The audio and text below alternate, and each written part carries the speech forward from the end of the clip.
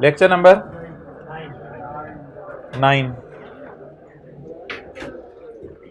अच्छा ऐसा करते हैं, कुछ पास पेपर के वाले सवाल कर लेते हैं, कोई नया कॉन्सेप्ट नहीं देखते, पास पेपर की एडजस्टमेंट्स देख लेते हैं जो सवालों की थी। कौन सा क्वेश्चन चल रहा था कल? Question number 3।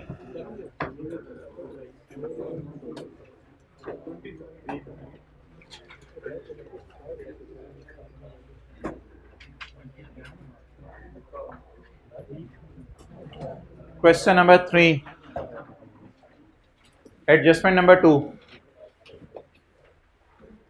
₹6 million, मार्क्स के साथ नीचे कर लो अगर थोड़ा। ₹6 million was paid for a television advertising campaign. Was paid या थोड़ा थोड़ा करके पे करना है, या was paid? Was paid. ₹6 million was paid for a television advertising campaign that will cover over a period of 6 months। थोड़ी फील करें, वैसे चल जाएगा गुजारा, आप अगर सोचेंगे तो फिर मसला रहेगा। अच्छा, फ्रॉम 1 मई 2013 टू 31 अक्टूबर 2013। मई, जून, जुलाई, अगस्त, सितंबर, अक्टूबर, कितने महीने हो गए? तो टीवी पर हमारे हुक्म के मुताबिक कितने अरसे उनको इश्तेहार चलाना पड़ेगा टीवी वालों को? 6 महीने। और 6 महीने के 6 मिलियन दिए, इसका मतलब है शायद हर महीने का 1 मिलियन दिया। The director believe that campaign would help to achieve the sales growth for the next 2 years। मोहतरम प्लीज, ये 6 महीने अलग बात है और 2 साल अलग बात है। 6 महीने इश्तेहार चलता रहेगा, इस बात को भूल जाएं कि 2 साल फायदा होने, 3 साल आने, 4 साल आने, एडवर्टाइजमेंट की कोई लाइफ नहीं होती। इसलिए बताएं इश्तेहार कितने अरसे चलने हैं? 6 महीने चलने हैं। हमने पेमेंट किस दिन की है? 1 मई को। एंट्रीज करवाएं जरा।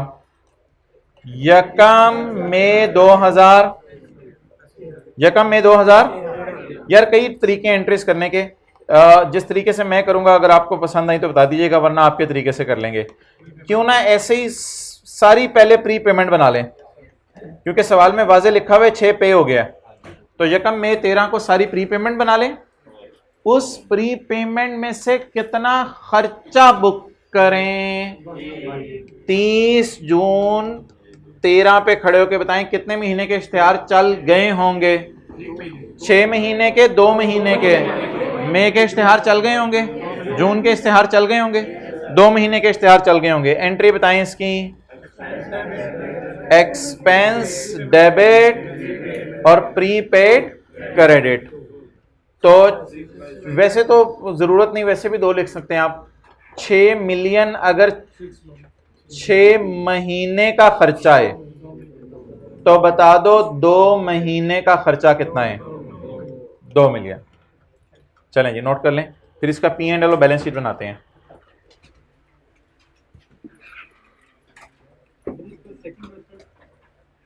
सेकंड मेथड ये होना था कि आपने एक्सपेंस डेबिट करना था, कैश क्रेडिट करना था, पूरा खर्चे में डाल देना था, और फिर एंड पे आपने एंट्री करनी थी एक्सपेंस को जो है वो खत्म कर देना था 4 से।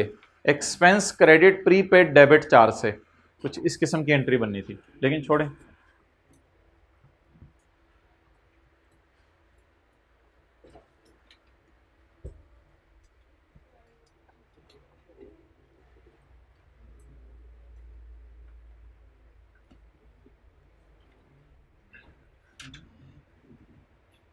आप लास्ट से हाइब्रिड क्लास की फर्स्ट रो में चले जाएं, फिर जब एसी चल जाएंगे तो इधर आ जाएं।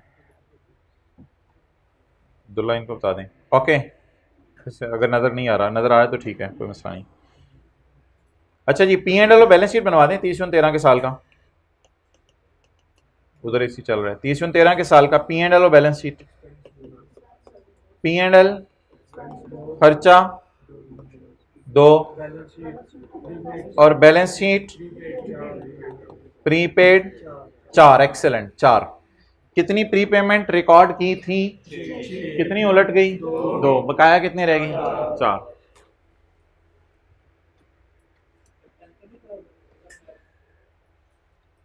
नहीं, ये वाला दे दो अभी, शायद ये वाला ना हो।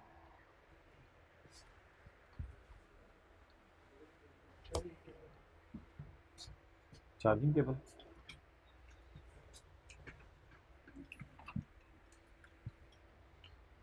चलें जी आगे मूव करें। क्वेश्चन नंबर 4 का ए, ये आसान सा एक सवाल है, इसको पढ़ लेते हैं फिर अब शुरू करेंगे आगे नई चीज़ें। ऑन यकम जनवरी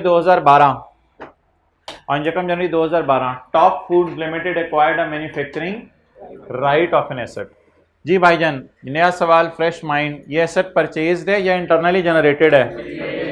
परचेज्ड है, परचेज्ड है। ऑन यकम January 12 Top Food acquired manufacturing right of an assorted range of juices. Assorted range का क्या मतलब है? Different range of juices, of an assorted range of juices and ice creams from a well known multinational company for 50 million. बता दें जी, ये purchased intangible है या internally generated? कितने मिलियन का परचेज किया, किससे परचेज किया?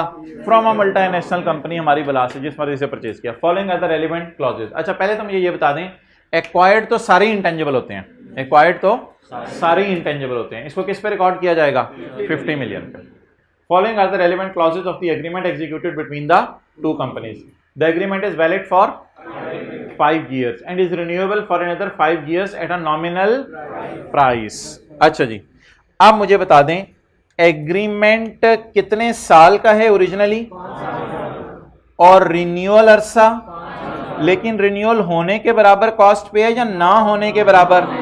ना होने के बराबर कॉस्ट पे है। अब मुझे आप ये बता दें कि ये जो मैं लाइफ है, असल में इसको आप लीगल लाइफ कह दें, जो मर्जी कह दें, असल में हमने हुकूमत से नहीं खरीदा, हमने किसी बंदे से लाइसेंस खरीदा है। तो उस बंदे से इजाज़त मांगी है, उसने कहा यार मेरी चीज़ है, 5 साल तक तू इस्तेमाल कर ले, अगर दिल चाहा तो 5 साल और इस्तेमाल कर लें, लेकिन फिर मैं तेरे से 50 मिलियन नहीं लूँगा, फिर शायद मैं तेरे से कोई 1-2 मिलियन ले लूँ, उसके बाद तू चीज़ इस्तेमाल कर ली, कोई मसला नहीं। इसके अलावा सवाल के अंदर और कोई लाइन लिखी नहीं हुई। अगर इसके अलावा सवाल के अंदर लाइन लिखी नहीं तो the management intends to use it for years, तो वो फिर कोई यूजफुल लाइफ चीज होती। लेकिन अभी ऑब्वियसली सवाल के अंदर और कुछ गिवन ही नहीं है, तो ओरिजिनल लीगल लाइफ कितने साल? रिन्यूअल डालें या क्रॉस कर दें, क्योंकि किस पे है, इसलिए कितने सालों पे अमोर्टाइज करेंगे? 10 सालों पे। Okay. The manufacturing rights are not transferable and cannot be sublet. क्या मतलब है इसका? Manufacturing rights are not transferable and cannot be sublet. मिसाल के तौर पे नेस्ले वाले कोई और नया प्रोजेक्ट लॉन्च कर रहे थे, तो नेस्ले वालों ने, मल्टीनेशनल कंपनियों ने, उन्होंने हमें कहा यार जूस ना आप हमें बना दिया करो, आप मैन्युफैक्चर करो जूस और आप ही बेचो, जूस का काम थोड़ा अर्सा हम छोड़ना चाह रहे हैं। लेकिन जो नेस्ले वालों ने हमें जूस बनाने का मैन्युफैक्चरिंग राइट दिया है, क्या ये राइट हम और किसी को ट्रांसफर कर सकते हैं? क्या इसको सबलेट कर सकते हैं, आगे और किसी को किराए पे दे सकते हैं? नहीं दे सकते। Okay. After erection of plant, अब हमने अगर नेस्ले वालों से जूस बनाने का राइट खरीद लिया तो प्लांट हमें इंस्टॉल करना पड़ेगा, नहीं करना पड़ेगा? करना पड़ेगा। After installation of plant we started manufacturing the juices on यकम जुलाई 12। हमने कब जूसेस को बनाना शुरू किया? यकम जुलाई 12 को। अच्छा, अब आप मुझे एक चीज बताएं कि एक बंदा यकम मार्च को खरीदे इंटेंजिबल, यकम मार्च को क्या खरीदे? यानी चीजें बनाने का, जूस बनाने का राइट। मशीन उसकी किसी वजह से डिले हो जाए और मशीन उसकी जो है वो यकम अगस्त को आए। आप बता दें, अगर आपने जूस बनाने का राइट खरीदा है यकम मार्च को और जूस मशीन से ही बनने हैं, तो मशीन आई यकम अगस्त को, तो बता दें इंटेंजिबल की तो लाइफ 10 साल गुजरती जा रही है ना। मैन्युफैक्चरिंग राइट तो 10 साल बाद खत्म हो जाने। क्या अगला बंदा ये देखेगा हमें कि मोहतरम ये बंदे को मैंने जूस बनाने का राइट दे दिया है, इसके पास मशीन नहीं आई, चलो खैर है आगे बढ़ा दो अरसा? नहीं, उसने फिक्स कितने अरसे का राइट दिया हमें? 10 साल का। एक बात ये, और दूसरी बात, इंटेंजिबल को अमोर्टाइज कब से किया जाता है? जब से अवेलेबल फॉर यूज हो या जिस दिन यूज शुरू हो। मुझे बता दें ये इंटेंजिबल हमें किस दिन अवेलेबल हो गया था? हमारी सुस्ती की वजह से इस राइट से हम वो नहीं बना सकते थे जूस, तो जूस बनाना हमारी मशीन की वजह से डिले हुआ।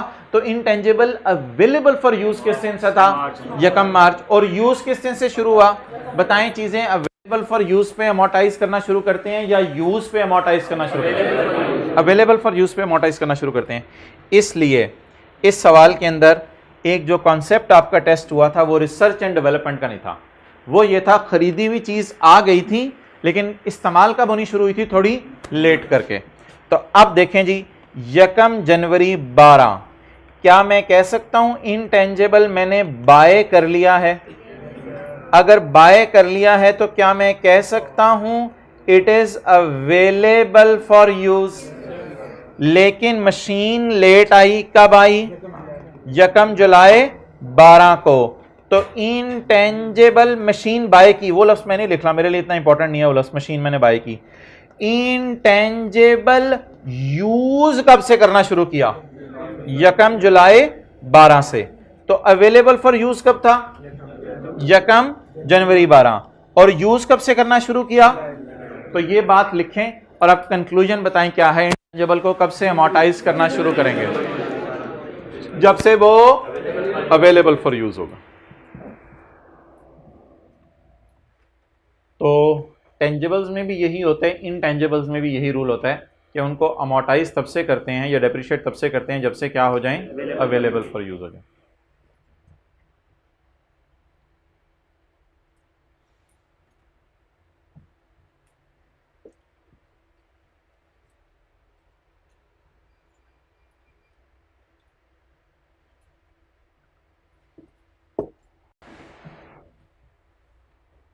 ओके,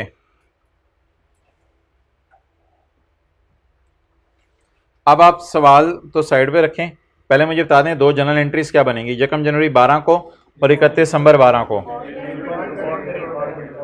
सिंपल सी एंट्रीज, 1 जनवरी 12, 31/12/12। इस दिन क्या एंट्री बनेगी? मशीन की तो कॉस्ट वगैरह दी नहीं, मशीन छोड़ें। इनटेंजिबल डेबिट और इधर अमोर्टाइजेशन डेबिट, अकमुलेटेड अमोर्टाइजेशन क्रेडिट। पकड़ें 50 को, डिवाइड बाय 10, पहले साल की अमोर्टाइजेशन 5। ये दो जनरल एंट्रीज हैं, कर लें।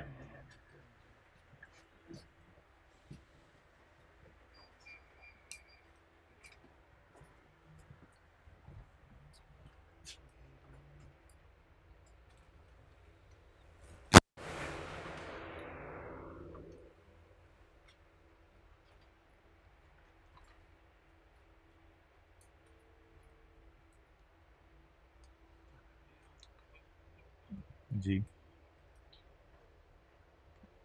बताओ जल्दी।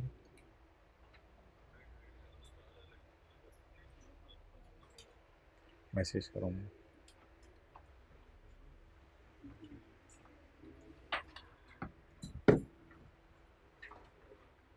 ओके,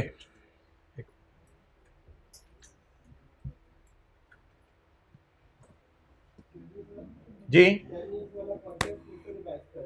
अच्छा 10 इयर्स वाला कॉन्सेप्ट फिर से रिवाइज कर दें।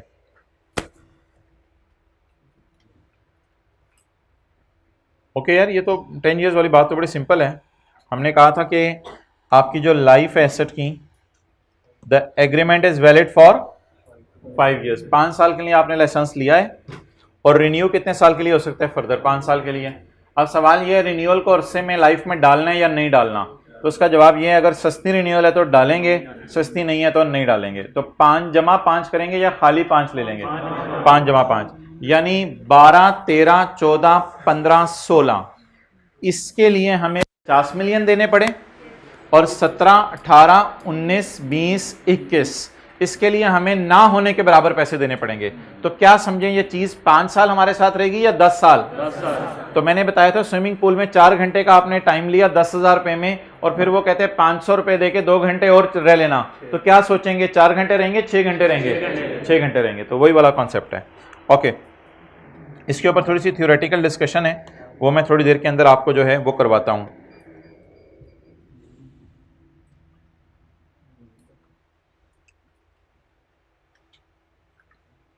ओके, अब जरा वो नोट्स निकाल लें मेन जो हमारे ऊपर टॉप से चल रहे हैं।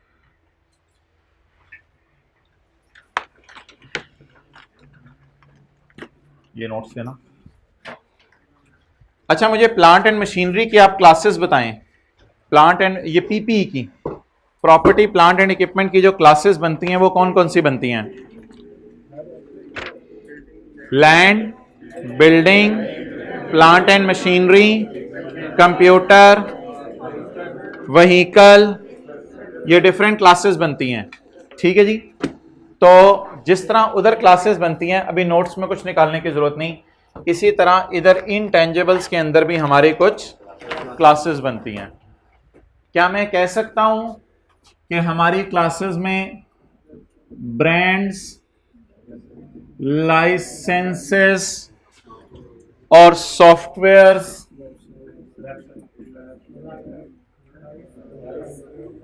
कोई राइट्स हो, कोई चीज हो, अवेलेबल हो, मेथड्स हो, जो भी हो, ये क्लासेस बन सकती हैं। ओके,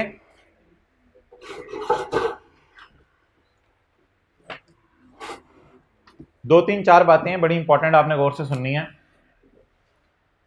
कि इनटेंजिबल्स में क्लासेस हैं। क्या हमारे पास ब्रांड एक ही होगा या एक से ज्यादा ब्रांड भी हो सकते हैं? क्या हमारे पास टैक्सी चलाने का लाइसेंस भी हो सकता है? क्या हमारे पास असलहा चलाने का लाइसेंस भी हो सकता है? क्या हमारे पास फिशिंग लाइसेंस भी हो सकता है? और क्या हमारे पास फीस प्रोसेसिंग सॉफ्टवेयर भी हो सकता है? क्या हमारे पास टेस्ट मैनेजमेंट का सॉफ्टवेयर भी हो सकता है? क्या हमारे पास एसीज को चलाने का कोई सॉफ्टवेयर भी हो सकता है? ये सारे सॉफ्टवेयर हो सकते हैं हमारे पास। ओके, तो एक क्लास होती है और क्लास के अंदर आगे छोटी छोटी छोटी छोटी कैटेगरीज होती हैं। अब सबसे पहला सवाल मोहतरम यह है कि इनटेंजिबल्स को रीवैल्यू किया जाता है या नहीं, और इनटेंजिबल्स की मार्केट वैल्यू अवेलेबल है या नहीं। तो मोहतरम IAS 38 कहते हैं इनटेंजिबल्स पे मेरा मशवरा है रीवैल्यूएशन मॉडल ना ही लगाओ तो बेहतर है, क्योंकि इनटेंजिबल्स ऐसी चीज हैं जिनकी बाजार में कीमत मिलनी मुश्किल ही होती है आमतौर पे, और इनटेंजिबल्स को रीवैल्यू नहीं किया जा सकता। सिर्फ एक सूरत में इनटेंजिबल्स को रीवैल्यू किया जा सकता है, अगर कोई मार्केट हो जहां पे इनटेंजिबल बिकते हों। अगर कोई मार्केट हो जहां पर इनटेंजिबल बिकते हों। अब मिसाल के तौर पर मैं कहता हूं कि जी हमारे असलहे का लाइसेंस भी बाजार में बिकता है। असलहे का लाइसेंस हुकूमत ने इजाजत दी है, जो मर्जी खरीदे अगले को बेचे। टैक्सी लाइसेंस भी बिकता है, कोई मसला नहीं, टैक्सी लाइसेंस हुकूमत से ले लें आगे और किसी को बेचें, कोई मसला नहीं इसके अंदर।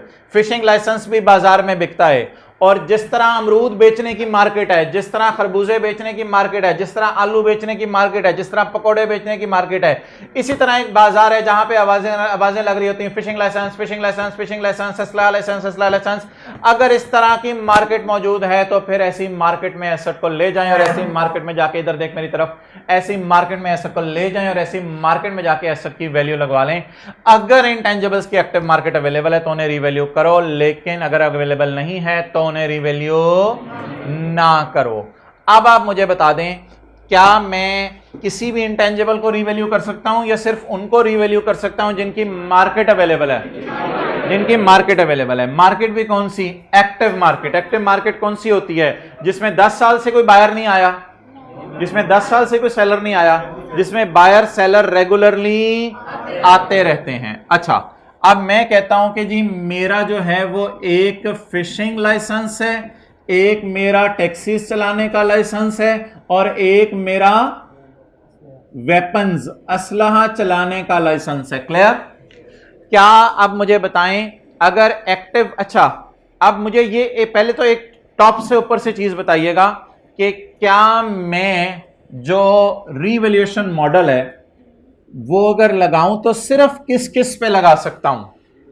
ब्रांड्स पे भी, लाइसेंसेस पे भी, सॉफ्टवेयर पे भी, मेथड्स पे भी रीवैल्यूएशन मॉडल लगा सकता हूं, या सिर्फ उन पर लगा सकता हूं जिनकी एक्टिव मार्केट है, जिनकी एक्टिव मार्केट अवेलेबल है, उन पे लगा सकता हूं? अगला सवाल मेरा, फर्ज करें इसकी एक्टिव मार्केट नहीं है, फर्ज करें इसकी एक्टिव मार्केट नहीं है, फर्ज करें इसकी एक्टिव मार्केट नहीं है, क्या मैं कह सकता हूं कि हो सकता है इनकी एक्टिव मार्केट लाइसेंसेस की अवेलेबल हो? अब अगर लाइसेंसेस की एक्टिव मार्केट अवेलेबल है तो अगली बात बताइएगा, अगर लाइसेंसेस की एक्टिव मार्केट अवेलेबल है तो मैं इसको भी मार्केट वैल्यू पे रखूंगा, इसको भी मार्केट वैल्यू पे रखूंगा, इसको भी मार्केट वैल्यू पे रखूंगा। लेकिन क्या ये पॉसिबल है कि जब मैं ये डिसीजन लूं कि मैं सारे लाइसेंसेस को मार्केट वैल्यू पे लेके रहा हूं तो कोई एक लाइसेंस मेरा ऐसा भी हो जिसकी एक्टिव मार्केट अवेलेबल ना हो? क्या मुझे कोई न्यूक्लियर एनर्जी से खेलने का मौका मिल गया, या मुझे कोई वो क्या कहते हैं लाइसेंस मिल गया सैटेलाइट पे जाने का, कोई भी चांद पे जाने का मुझे लाइसेंस मिल गया, तो क्या ये पॉसिबल है कि उसकी एक्टिव मार्केट अवेलेबल ना हो? पॉसिबल है। सारे लाइसेंसेस की एक्टिव मार्केट अवेलेबल होगी या सब में से हो सकते किसी एक की ना हो? अब इसकी भी एक्टिव मार्केट अवेलेबल है, इसकी भी एक्टिव मार्केट अवेलेबल है, इसकी भी एक्टिव मार्केट अवेलेबल है, इसकी एक्टिव मार्केट अवेलेबल। आप बता दें क्या करें, चारों को उठा के कॉस्ट मॉडल पे ले आएं या तीन को fair value model revaluation model पे पड़े रहने दें और एक को कहें तू कॉस्ट मॉडल पे जा?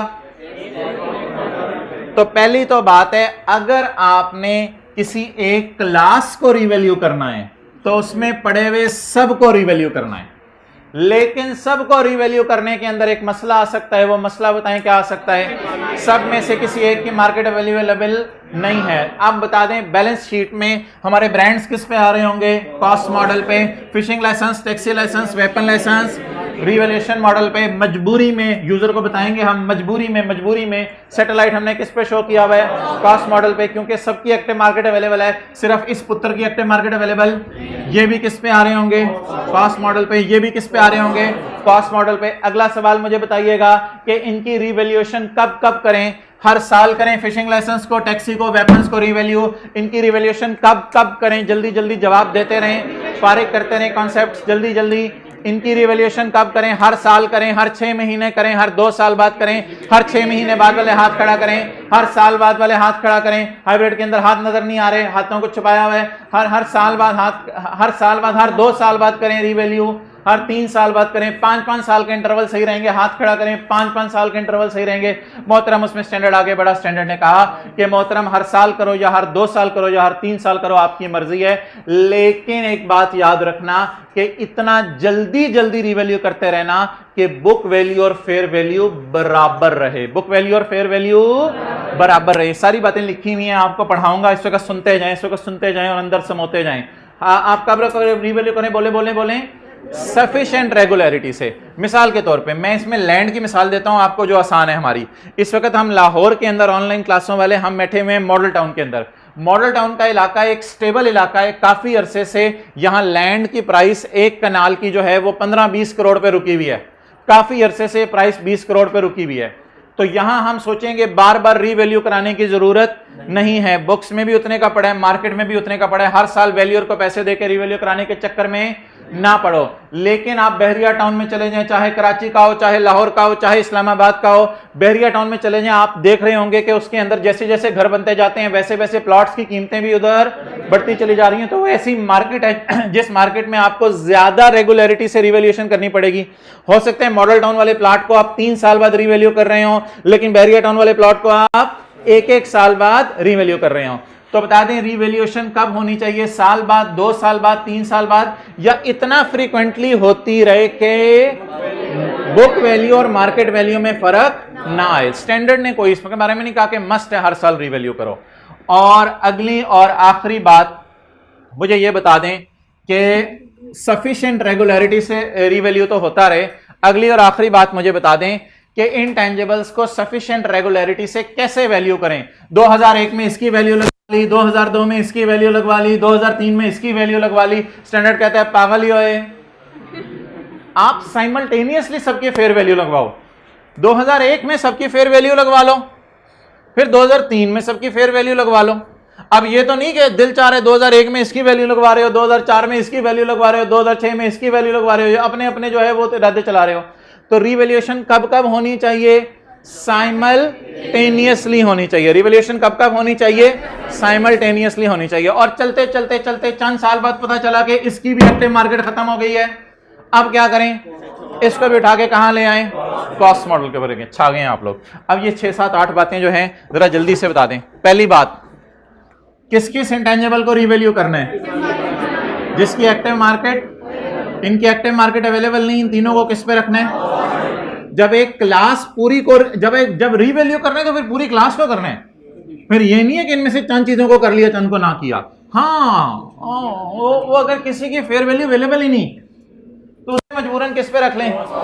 कॉस्ट मॉडल पे, और इन बाकियों को फेयर वैल्यू मॉडल पे। अगला सवाल, कितने कितने अरसे बाद रीवैल्यू करते रहें? इनके बुक वैल्यू और फेयर वैल्यू में ज्यादा डिफरेंस नहीं आना चाहिए, बस सफिशिएंट रेगुलरिटी के साथ रीवैल्यू करते रहें। लेकिन इसका मतलब ये नहीं कि जिस साल दिल चाहे इसको रीवैल्यू कर दें, जिस साल चाहे इसको कर दें, जिस साल सबको बेहतर है कब रीवैल्यू करें? साइमल्टेनियसली। और आखिरी कॉन्सेप्ट जो जाते जाते दिया था वो अगर किसी को याद हो, अगर किसी की फेयर वैल्यू खत्म हो जाए कल कला को चल के, तो उसको भी बहालत मजबूरी उठा के किस पे ले जाएं? कॉस्ट मॉडल के ऊपर ले जाएं। अच्छा, अगली बात आपने जो है वो दिमाग की खिड़कियां जो है वो खोल के सुननी है। क्या ये कॉन्सेप्ट आपने जो है वो आईएएस 16 में पढ़ा? क्या कॉन्सेप्ट है ये? Residual value. जब एसेट जो है वो हमारा 10 साल 15 साल इस्तेमाल कर लेते हैं, मिसाल के तौर पे सॉफ्टवेयर, ये रिवैल्यूएशन की बात हो रही थी, इस वक्त कोई और बात हो रही है रेजिडुअल वैल्यू की। जब 8-10 साल के बाद हमारा एसेट जो है वो फारिग हो जाता है तो हम रेजिडुअल वैल्यूज की लेते हैं, और बल्कि शुरू में ही अंदाजा लगा लेते हैं cost minus residual value divided by life. अब मोहतरम, ये आईएएस 38 कहता है, रेजिडुअल वैल्यू में मैंने आज तक डिस्कशन नहीं की थी, आईएएस 38 कहता है इनटैंजिबल्स की रेजिडुअल वैल्यू 0 होती है। इनटैंजिबल्स की रेजिडुअल वैल्यू, कोई इनटैंजिबल्स की रेजिडुअल वैल्यू नहीं होती। ब्रांड आपका एंड पे फारिग हो जाता है, मुझे नहीं पता कहता है बिकता है, आपके सॉफ्टवेयर फारिग हो जाते हैं, अनइंस्टॉल करने पड़ते हैं, आपके लाइसेंसेस हुकूमत को आप जमा करा देते हैं वापस, कोई कहीं नहीं बिकते। ये दो सूरतों में, अनलेस, दो सूरतों में आपने इनटैंजिबल्स की रेजिडुअल वैल्यू को लेना है। दो सूरतों में रेजिडुअल वैल्यू को लेना है। एक वही बात जो थोड़ी देर पहले मैंने की, अगर उस इनटैंजिबल की क्या मौजूद है, अगर मार्केट मौजूद है तो फिर तो आप रेजिडुअल वैल्यू लो, और आप सोचो ये 6 साल इस्तेमाल करूंगा, फलां बाजार में जाकर मैं क्या कर दूंगा? बेच दूंगा। उसकी active market exist now, exist at time of, बोले बोले बोले बोले, एट टाइम ऑफ परचेज भी एग्जिस्ट करे, and will also exist at end of life, और लाइफ की एंड तक वो मार्केट रहे। पता चले उसकी मार्केट खत्म होती जा रही है और आपने 8 साल बाद उसको बेचना है, तो कहां जाके बेचोगे? तो ना सिर्फ आज मार्केट हो, बल्कि मार्केट के रहने की भी उम्मीद हो। अगर ये है तो आप फिर इंटेंजिबल की रेजिडुअल वैल्यू 0 लोगे या वैल्यू लोगे कुछ ना कुछ। और एक और बात हो सकती है कि कोई थर्ड पार्टी आपसे कमिटमेंट कर दे, बोले बोले बोले बोले, कोई थर्ड पार्टी आपसे कमिटमेंट कर दे, वादा कर दे कि मैं इंटेंजिबल आपसे खरीद लूंगा। अब एक बात जो मैंने आपको बताई नहीं, लेकिन मेरे बताए हुए कॉन्सेप्ट्स की रोशनी में आपने जवाब देने, बड़ी इंपॉर्टेंट बात। अगर ये तो रेजिडुअल वैल्यू की बात है, रेजिडुअल वैल्यू की, एक होते हैं इंटेंजिबल्स को साल के आखिर में कॉस्ट पे रखना है या मार्केट वैल्यू में, ये अलग बात है, ये अलग बात है। एसेट को साल के एंड पे कॉस्ट पे रखना है या मार्केट वैल्यू पे, ये अलग बात है। चाहे कॉस्ट पे रखे चाहे मार्केट वैल्यू पे रखे, लाइफ के एंड पे रेजिडुअल वैल्यू रखनी है या नहीं रखनी, ये अलग बात है। अगर एक थर्ड पार्टी कमिट कर दे कि मेरे मेथड की जो रेजिडुअल वैल्यू एंड पे इतनी है और मैं आपको दे भी दूंगा, या मार्केट के अंदर वो कह दे मेरे ख्याल से आपका मेथड इतने का है, तो क्या थर्ड पार्टी कमिटमेंट पे आप मेथड को रिवैल्यूएशन मॉडल पे ले जाएंगे या इसको स्टिल कॉस्ट मॉडल पे रखेंगे? ये जो थर्ड पार्टी कमिटमेंट वाला पॉइंट है, क्या ये कॉस्ट और रिवैल्यूएशन मॉडल के लिए मैंने आपको बताया है या रेजिडुअल वैल्यू के लिए बताया है? थर्ड पार्टी कमिटमेंट वाला कोई कॉन्सेप्ट किस केस में नहीं है? रिवैल्यूएशन मॉडल के केस में नहीं है। यहां कोई थर्ड पार्टी कमिटमेंट वाली बात नहीं है, यहां थर्ड पार्टी कमिटमेंट वाली बात है। इसकी हेडिंग में क्या दूं? कॉस्ट मॉडल पे रखने चीजों को या रिवैल्यूएशन मॉडल पे रखना है? ये किस पे डिपेंड करता है? एक्टिव मार्केट है या नहीं है। अगला सवाल, रेजिडुअल वैल्यू लेनी है या नहीं लेनी, ये किस पे डिपेंड करता है? दो चीजों पे, दो चीजों पे, या तो और या तो एक्टिव मार्केट अवेलेबल है, नहीं अवेलेबल कोई मसला नहीं। अगर कोई थर्ड पार्टी आपसे कमिटमेंट कर दे तो भी आप इसकी रेजिडुअल वैल्यू लेंगे। ये नोट कर लें एक मिनट लगा के। And let the status. I really appreciate you people.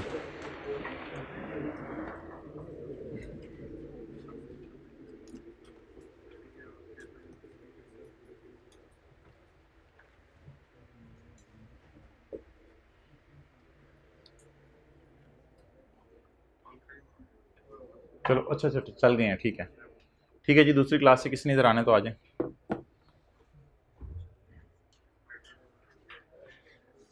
ये कौन से फिजिकल वाले हाइब्रिड में गए हैं और सोच रहे हैं कल से बैठना ही उधर है।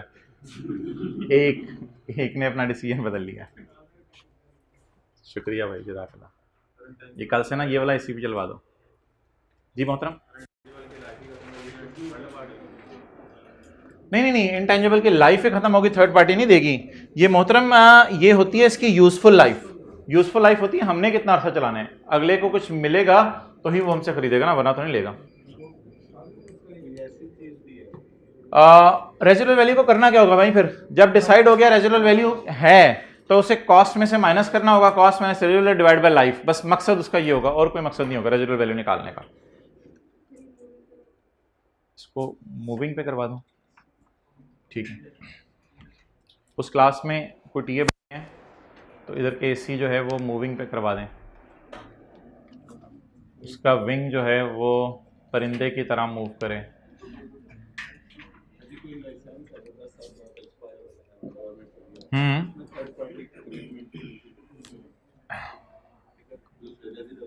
हाँ अच्छा, एक बात आप इन्होंने बड़ा अच्छा सवाल पूछा, आपने मुझे उसका जवाब देना है। एक लाइसेंस है, देख लें इनका सवाल सुन लें। एक लाइसेंस है जो नॉन ट्रांसफरेबल है, हुकूमत ने कहा आप इसे ट्रांसफर नहीं कर सकते, उसकी रेजिडुअल वैल्यू होगी या नहीं होगी? जल्दी बताएं जल्दी बताएं। उसके दोनों शराइत पूरी नहीं हो रही। भाई का सवाल सुने और बड़े भाई का जवाब सुने। भाई का सवाल छोटे भाई का सवाल था, एक लाइसेंस है जो नॉन ट्रांसफरेबल है, हुकूमत ने आपको लाइसेंस दिया, हुकूमत ने कहा आप किसी को ट्रांसफर नहीं कर सकते। तो अगर कोई लाइसेंस नॉन ट्रांसफरेबल है तो एक्टिव मार्केट में लेके जा सकते हैं या बेच ही नहीं सकते? और दूसरी बात, कोई थर्ड पार्टी कमिट कर भी दे तो पागल तो नहीं होगा वो कमिट कर रहा होगा, वो कमिट भी हमसे नहीं करेगा, तो फिर तो ऑब्वियसली रेजिडुअल वैल्यू क्या होगी? जीरो होगी। क्लियर जी?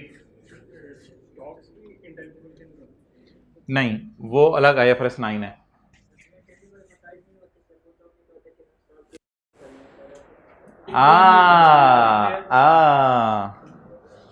बच्चों ये भाई एक तीसरा कॉन्सेप्ट लेके आए हैं, डेट इज इम्पेयरमेंट। वो बिल्कुल एक अलग कॉन्सेप्ट है, वो बिल्कुल अलग कॉन्सेप्ट है। वो इम्पेयरमेंट क्या है, चलो मैं इसकी तफसील मैंने अभी करनी थी डिस्कस, उन्होंने सवाल पूछ लिया तो उसकी तफसील भी मैं डिस्कस कर देता हूँ। अच्छा जी, आपके पास चॉइस ऑफ पॉलिसी है, आपके पास चॉइस ऑफ पॉलिसी है। मुझे बता दें आपके पास चॉइस ऑफ पॉलिसी किस स्टैंडर्ड में होती थी? FR1 की क्लास में किस स्टैंडर्ड में चॉइस ऑफ पॉलिसी होती थी? भाईजान IS 2 में क्या चॉइस ऑफ पॉलिसी होती थी? FIFO पे रख लें या वेटेड एवरेज पे रख लें, क्या ये चॉइस ऑफ पॉलिसी होती थी? किसी को याद है एक स्टैंडर्ड था IAS 40? IAS 40 में क्या चॉइस होती थी? या कॉस्ट पे रख लें या फेयर वैल्यू पे रख लें, चॉइस होती थी आपके पास। तो IAS 16 में भी चॉइस है आपके पास, आप या कौन सा मॉडल फॉलो करें? कॉस्ट मॉडल, या कौन सा मॉडल फॉलो करें? Revaluation model. अगर आप कॉस्ट मॉडल फॉलो करेंगे तो कॉस्ट मॉडल में आपका एसेट बैलेंस शीट में किस पे नजर आएगा? Cost minus accumulated amortisation minus accumulated impairment loss. मिसाल के तौर पे 10 रुपए की कॉस्ट है, 2 रुपए अमोर्टाइज हो गया, 1 रुपए इंपेयर हो गया, बैलेंस शीट में कितने पे नजर आएगा? 7 पे। रीवैल्यूएशन मॉडल डजंट मीन कि आप इसे इंपेयरमेंट टेस्ट से नहीं गुजारेंगे, रीवैल्यूड एसेट को भी इंपेयरमेंट टेस्ट से गुजारा जाता है। तो रीवैल्यूएशन मॉडल क्या कहता है? एसेट किसके ऊपर आए? फेयर वैल्यू पे या रीवैल्यूड अमाउंट पे? तो फेयर वैल्यू आप एसेट की लेंगे, उसमें से क्या माइनस करेंगे बोलें, रीवैल्यूड अमाउंट लिख लें, revalued amount, fair value, revalued amount asset की लेंगे, उसमें से क्या माइनस करेंगे, अकामुलेटेड अमोर्टाइजेशन, अकामुलेटेड अमोर्टाइजेशन, और क्या माइनस करेंगे, अकामुलेटेड इंपेयरमेंट लॉस। कितने पे आ गया, 46 के ऊपर आ गया। तो इंपेयरमेंट टेस्ट से चाहे कॉस्ट मॉडल वाला एसेट हो चाहे रीवैल्यूएशन मॉडल वाला एसेट हो, दोनों को गुजारा जाएगा, दोनों को गुजारा जाएगा। उसमें फिर डिपेंड करेगा, इंपेयरमेंट की डिस्कशन तो अलग थी, चाहे इधर वाला एसेट हो चाहे इधर वाला एसेट हो, इंपेयरमेंट की डिस्कशन अलग थी। वो क्या थी, अगर ऐसा इंटेंजिबल है जिसकी लाइफ पता नहीं है तो फिर तो उसको आप अमोर्टाइज ही नहीं कर रहे होगे, तो फिर उसको हर साल इंपेयरमेंट टेस्ट से गुजार दोगे। और अगर किसी की लाइफ पता है तो फिर उसको अगर कोई इंडिकेशन एग्जिस्ट करेगी तो इंपेयरमेंट लॉस को इसके साथ, इस कॉन्सेप्ट के साथ मिक्स ना करें, ये बिल्कुल एक अलग चीज है। अच्छा, एक और आखिरी सवाल का जवाब दे दें। ये ऑर्गेनाइजेशन फिश, एक एमसीक्यू आया पेपर में, an organisation has a brand, has a software, has methods, these three have, ऊपर देखें, फिर मैं फिर नोट करने का टाइम दे दूंगा। An organisation has a brand, has a software, has a method, these three has no active market. However, this organization has also licenses. Out of 4 licenses, 3 licenses have active market.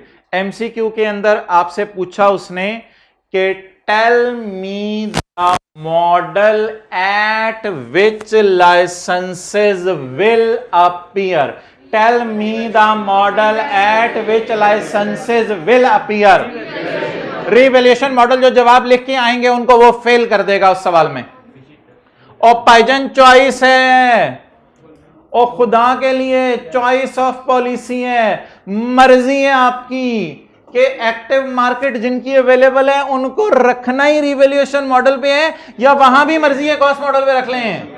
और भाईजान ये मर्जी है, लेकिन जब इधर मर्जी लगाना चाहेंगे तो लगाएंगे सिर्फ किस पे, जिनकी एक्टिव। तो क्या आप जाते हुए बस स्टैंड पे ये कह रहे होंगे जिनकी एक्टिव मार्केट है उनको रिवैल्यू किया करेंगे? गलत। जिनकी एक्टिव मार्केट है उनको रिवैल्यू कर सकते हैं, बाकियों को रिवैल्यू नहीं कर सकते। बाकी जिनकी एक्टिव मार्केट है भी आपको क्या अवेलेबल है बोले, चॉइस अवेलेबल है। नोट कर लें आप जो जो कुछ आपने करना है तो लिख लें उर्दू में। एक्टिव मार्केट वालों को भी रिवैल्यू तब करना है जब आप रिवैल्यूएशन मॉडल चाहे, आपका मर्जी आपकी। एक्टिव मार्केट वालों को भी रिवैल्यू तब करना है जब रिवैल्यूएशन मॉडल यूज करने को दिल चाहे।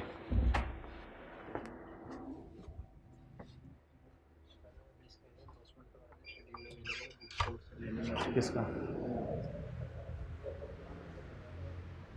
यार, यहां कहीं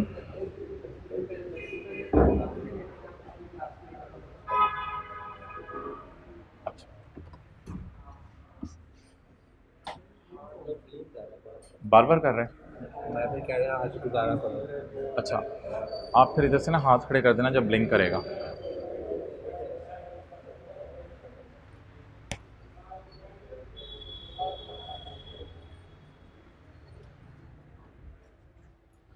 अब आप आ जाए आगे। नहीं,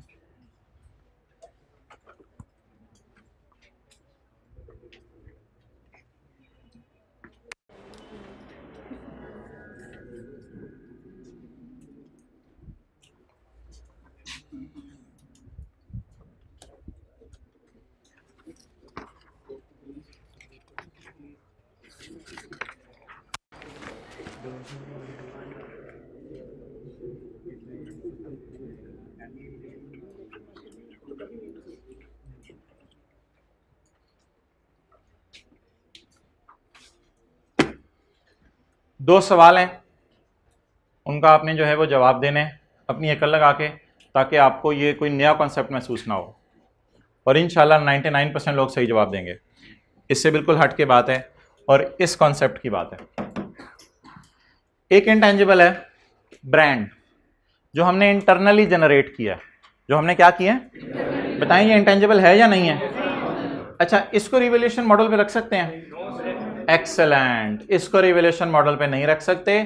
जो intangible internally generated brand, customer list, publishing title और मेथड है, जो इंटेंजिबल पहले दिन से ही इंटरनली जनरेट होने की वजह से इंटेंजिबल ही नहीं माना, तो जब उसको इंटेंजिबल ही नहीं माना तो फिर अगला सवाल ही नहीं राइज होगा, रिवैल्यू किसको करोगे?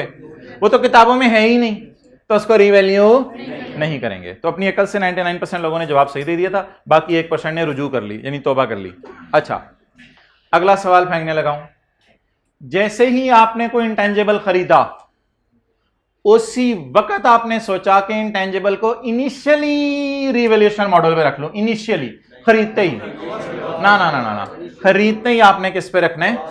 कॉस्ट पे रखना है। फिर जब ईयर एंड आएगा तब आप उसे किस पे लेके जा सकते हैं? रिवैल्यूएशन। तो खरीदते ही कोई तसव्वुर नहीं है कि एसेट को किस पे ले जाओ? रिवैल्यूएशन मॉडल के ऊपर ले जाओ।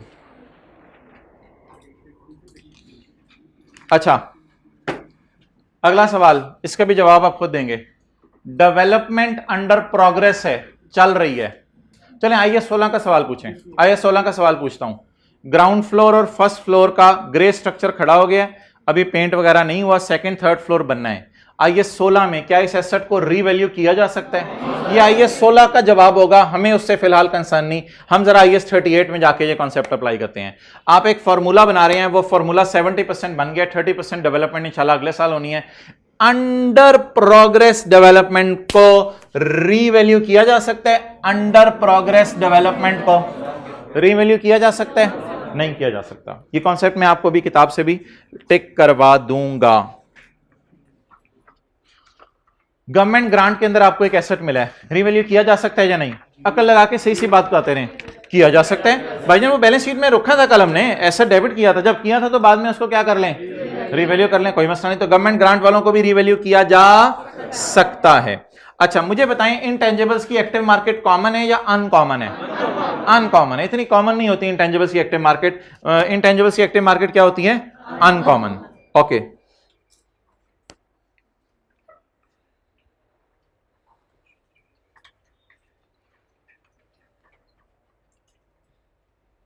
बस ठीक है। अच्छा, इसके बाद है रिवैल्यूएशन की जनरल एंट्रीज। तो रिवैल्यूएशन की जनरल एंट्रीज जो है वो हम अगले IAS 12 के टॉपिक के अंदर पढ़ेंगे। वो वही हैं जो आपने FR 1 के अंदर पढ़ी हुई हैं। तो ये बात है वो ज़रा आप टिक कर लें सारी किताब से जो हमने पढ़ी हैं। पेज नंबर कौन सा है? रिवैल्यूएशन मॉडल और कॉस्ट मॉडल की कहीं हेडिंग दी हुई है। Page number 12। ये क्या हेडिंग है? Measurement after. क्योंकि शुरू में तो हमने एसेट को किस पे रखना है? कॉस्ट पे। बाद में हमारे पास चॉइसेस होंगी, या कॉस्ट मॉडल पे रखें, या ये चॉइस है, या जिनकी एक्टिव मार्केट है उनको हमेशा ही रिवैल्यूएशन मॉडल पे रखना है? चॉइस है। IAS 38 allows a business to choose one of two models. कौन कौन से हैं जी? कॉस्ट मॉडल या रिवैल्यूएशन मॉडल। पेज मिल गया? पेज 12। अच्छा, कॉस्ट मॉडल। कॉस्ट मॉडल क्या कहते हैं? An intangible is carried at its less accumulated option and accumulated impairment loss. An intangible asset is carried at fair value less any accumulated amortization and any accumulated impairment. ये कौन सा model है? After initial recognition. Fair value shall be measured by reference to active market. Revaluations shall be made with such regularity that at the end of balance sheet date the carrying amount of asset does not differ materially from the। कितनी regularity से करनी चाहिए कि fair value और book value में ज्यादा difference ना आए। यार ये डेफिनेशन हमारे सिलेबस में नहीं थी, पता नहीं उसने IFRS 13 से उठा के डाल दी। Active market is a market in which transactions for the assets take place sufficient frequency and volume to provide pricing information on ongoing basis. काट दें इसको, छोड़े पर क्या करना है? The same model should be applied to all assets in same class. बताएं मतलब, अगर एक क्लास में एसेट्स हैं तो फिर सब पे क्या लगाना पड़ेगा? Revaluation model. If an intangible is in a class of revalued intangible can not be revalued. If an intangible can not be revalued तो क्या करें? Because there is no active market for this asset. This asset के ऊपर satellite वाला licence लिख लें, because there is no active market for this asset. तो the asset shall be carried at, किधर है गया, ऊपर है नीचे, ऊपर है। The asset shall be carried at its cost less accumulated amortization and accumulated impairment loss. The items within a class of intangible are revalued simultaneously. ये concept किसी को याद हो तो बता दे क्या था। जब रीवैल्यू करें तो 31 दिसंबर 12 को तीनों को ही कर लें, ऐसा ना हो फिर एक को लेफ्ट ना कराएं। तो जब रीवैल्यू करें तो साइमल्टेनियसली कर लें, to avoid selective revaluation of assets. आगे काट दें बेशक, to avoid selective revaluation of assets, वरना तो मिक्सर सा बन जाएगा ना, कुछ चीजें कॉस्ट पे आ रही होंगी, कुछ चीजें उस पे आ रही होंगी, कुछ पुरानी रिवैल्यू पे आ रही होंगी। Revaluation shall be made with such regularity that, ये तो ऊपर बात होगी जैसे रिपीट हो रही है। रिवैल्यूएशन पढ़ लें दोबारा, revaluation shall be made with such regularity that at the end of reporting period the carrying amount does not differ materially from its. लेकिन ये बात नहीं है। The frequency of revaluation depend on the volatility of fair values. इसकी मिसाल मैंने आपको intangible की नहीं दी थी। वोलेटाइल मार्केट है बहरिया टाउन की, कभी ऊपर जा रही है कभी नीचे जा रही है। मॉडल टाउन की मार्केट स्टेबल हो चुकी हुई है। जहां वोलेटाइल ज्यादा है मार्केट, उधर ज्यादा रिवैल्यू करना पड़ेगा फ्रीक्वेंसी से। Revaluation model does not allow, जुबानी किसी को याद हो, दो चीजों को मैंने कहा था अभी रिवैल्यू नहीं करना। Revaluation model does not allow, जो चीजें इंटरनली जनरेटेड ब्रांड वगैरह हैं उनको रिवैल्यू नहीं करना, क्योंकि वो इंटेंजिबल ही नहीं है तो रिवैल्यू काहे का करना। और दूसरा, पहली दफा जब एसेट खरीदेंगे तो the revaluation of intangible that have not previously been recorded as asset. मिसाल लिखें वरना भूल जाएंगे। इंटरनली जनरेटेड ब्रांड, तो वो उधर कौन से ब्रांड है जो मैंने फिर लिखे हुए थे, वो परचेज होंगे। तो इंटरनली जनरेटेड ब्रांड को रिवैल्यू इसलिए नहीं कर सकते कि किताबों में था ही नहीं शुरू से।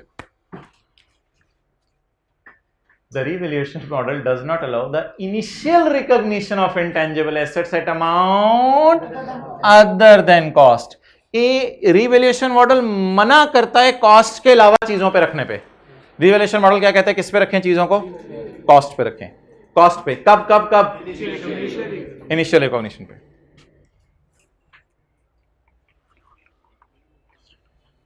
अच्छा, अब इस कॉन्सेप्ट को जो ये वाला अगला आ रहा है ना, इसको सिर्फ एज इट इज टिक कर लें। ये मैंने आपको अभी ज़बानी जो है वो बता दिया है।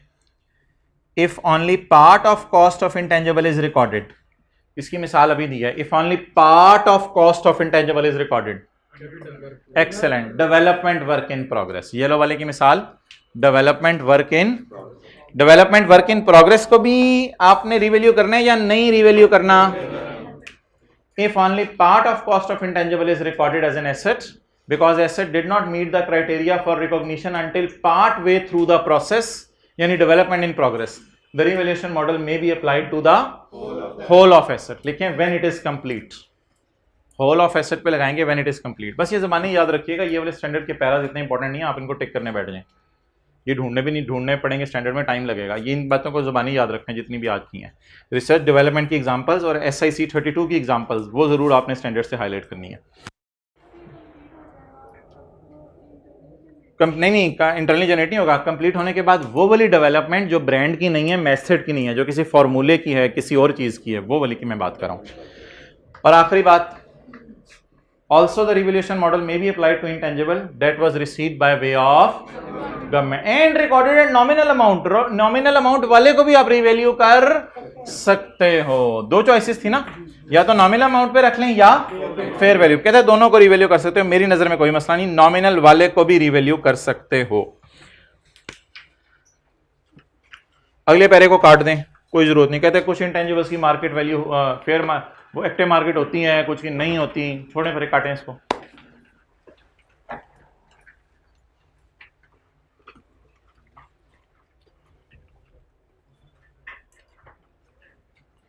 हाँ जी, एक कॉन्सेप्ट आपको दिया था जो इस बात में लिखा हुआ है। 2-3 साल वेपन्स की एक्टिव मार्केट अवेलेबल थी, 2010, 11, 12 में अवेलेबल थी।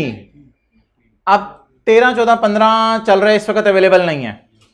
आप बता दें 13, 14, 15 में कॉस्ट पे रखें या लास्ट फेयर वैल्यू पे? लास्ट फेयर वैल्यू पे रखें, क्योंकि लास्ट दफा रिवैल्यू तो हो गया है, तो लास्ट रिवैल्यूएशन पे रख के इसको अपनी किताबों में रखते रहें। और जब कभी फिर एक्टिव मार्केट दोबारा आ जाए तो बता दें एक्टिव मार्केट जिनकी अवेलेबल हो उनको एक्टिव मार्केट पे ले जाएं, जब कभी रुक जाएं उनको भी रोक दें, और जब कभी दोबारा मार्केट आ जाए, if the fair value of revalued intangible can no longer be, समझ आई बात? If fair value can no longer be measured by reference to, इसका क्या मतलब है? पहले मैयर हो रही थी तो अब नो लॉन्गर बी मेजर्ड है ना। ये वो तो नहीं है कि सिरे से ही नहीं मिल रही फेयर वैल्यू, एक्टिव मार्केट सिरे से नहीं मिल रही, तो पहले एक्टिव मार्केट थी लेकिन अब क्या हो गई है? The carrying amount shall be its revalued amount at the date of last revaluation by reference to the less any accumulated depreciation and accumulated impairment loss.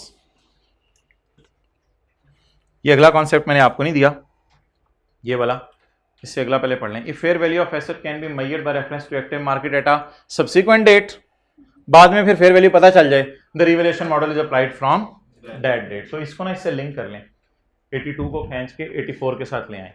82 में क्या बता रहा था उर्दू में बताएं? पहले मार्केट थी अब नहीं है, और 84 में फिर क्या कह रहे हैं? दोबारा मार्केट आ गई उसकी, तो अब दोबारा उसे क्या कर लें? रीवैल्यू कर लें। ये तो सिंपल लॉजिकल सी बात है, कोई ऐसी याद रखने वाली बात भी नहीं, पेपर में खुद ही याद आ जाएगी ये बात। अच्छा, ऐसी एक मशवरा देते हैं, क्या कहते हैं? कभी भी एक्टिव मार्केट खत्म हो जाए ना इंटेंजिबल की, तो कहते हैं मेरा मशवरा है कि उसे इंपेयरमेंट टेस्ट से भी गुजार लो, क्योंकि पता नहीं क्या बने बेचारे एसेट के साथ। ऐसी एक मशवरा दिया, नया सा कॉन्सेप्ट जहन में बिठा लें। चलते चलते चलते एक्टिव मार्केट थी, चलते चलते चलते चलते एक्टिव मार्केट एकदम खत्म हो गई, खत्म हो गई तो रीवैल्यू तो करना बंद करना ही है। एक छोटी सी एहतियात और कर लें, इंपेयरमेंट टेस्ट से गुजार लें, क्या पता बेचारा एसेट ही पूरा का पूरा क्या हो गया हो, इंपेयरमेंट। तो जब मार्केट गायब हो तो एसेट को क्या कर लें? इंपेयरमेंट टेस्ट से गुजार लें, जरूरी नहीं इंपेयर हुआ हो। The fact that active market no longer exist for a revalued intangible may indicate that asset may be and it needs to be tested in accordance with IAS 36। Okay, अब general entries और ये treatment of surplus ये सारा छोड़ें, ये हम करेंगे। अच्छा, ये छोटी सी इंग्लिश की डिस्कशन अगले सफ़े पे, यूजफुल लाइफ, डेफिनेट इनडेफिनेट, ये भी आई के अपने उठा के ना पूरा स्टैंडर्ड ही छाप दिए, इसको भी 4-5 मिनट में कल कर लेंगे, छोड़ें अब इसको, बस बहुत हो गया। अच्छा,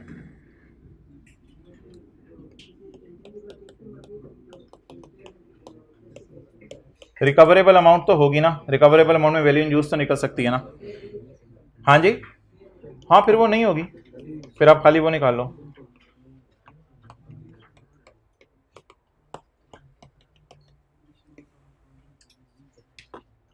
आपको इंग्लिश में लिख के बताना चाहिए यूजर को कि मेरी अकाउंटिंग पॉलिसी क्या है।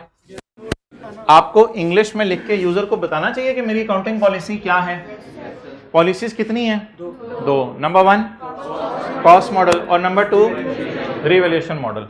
चलें, अब थोड़ी सी बोरिंग चीज़ें हो गई हैं, आज एक इंटरेस्टिंग चीज़ करते हैं। उसकी किसी ने डाउनलोड कर ली हुई है फाइनेंशियल स्टेटमेंट्स नेस्ले की? नहीं की हुई? अच्छा, आज फिर आप जाके ना पैकेजेस की फाइनेंशियल स्टेटमेंट्स डाउनलोड कर लीजिएगा। पैकेजेस की फाइनेंशियल स्टेटमेंट्स, ये नेस्ले की हैं।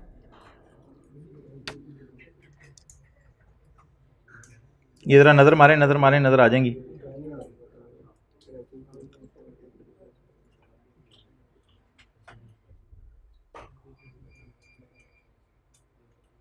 नज़र आ रही हैं फाइनेंशियल स्टेटमेंट्स, एनुअल रिपोर्ट 2019, ये मिल गई पैकेजेस की फाइनेंशियल स्टेटमेंट।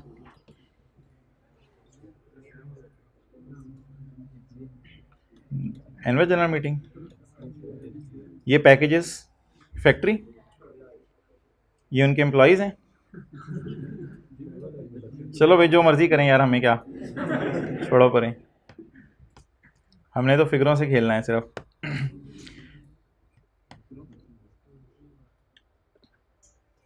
ये कौन सा बटन दब रहा है? पेज डाउन का, पेज अप का? पेज डाउन का।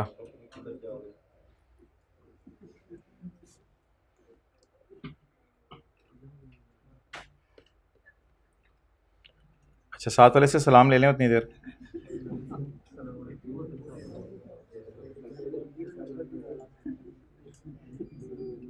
ये उर्दू में भी कुछ बताना होता है यूजर्स को?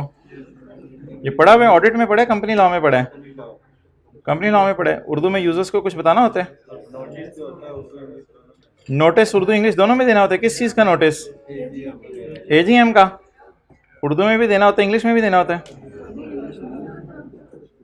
न्यूज़पेपर में देना होता है या पब्लिश फाइनेंशियल स्टेटमेंट के अंदर डालना होता है?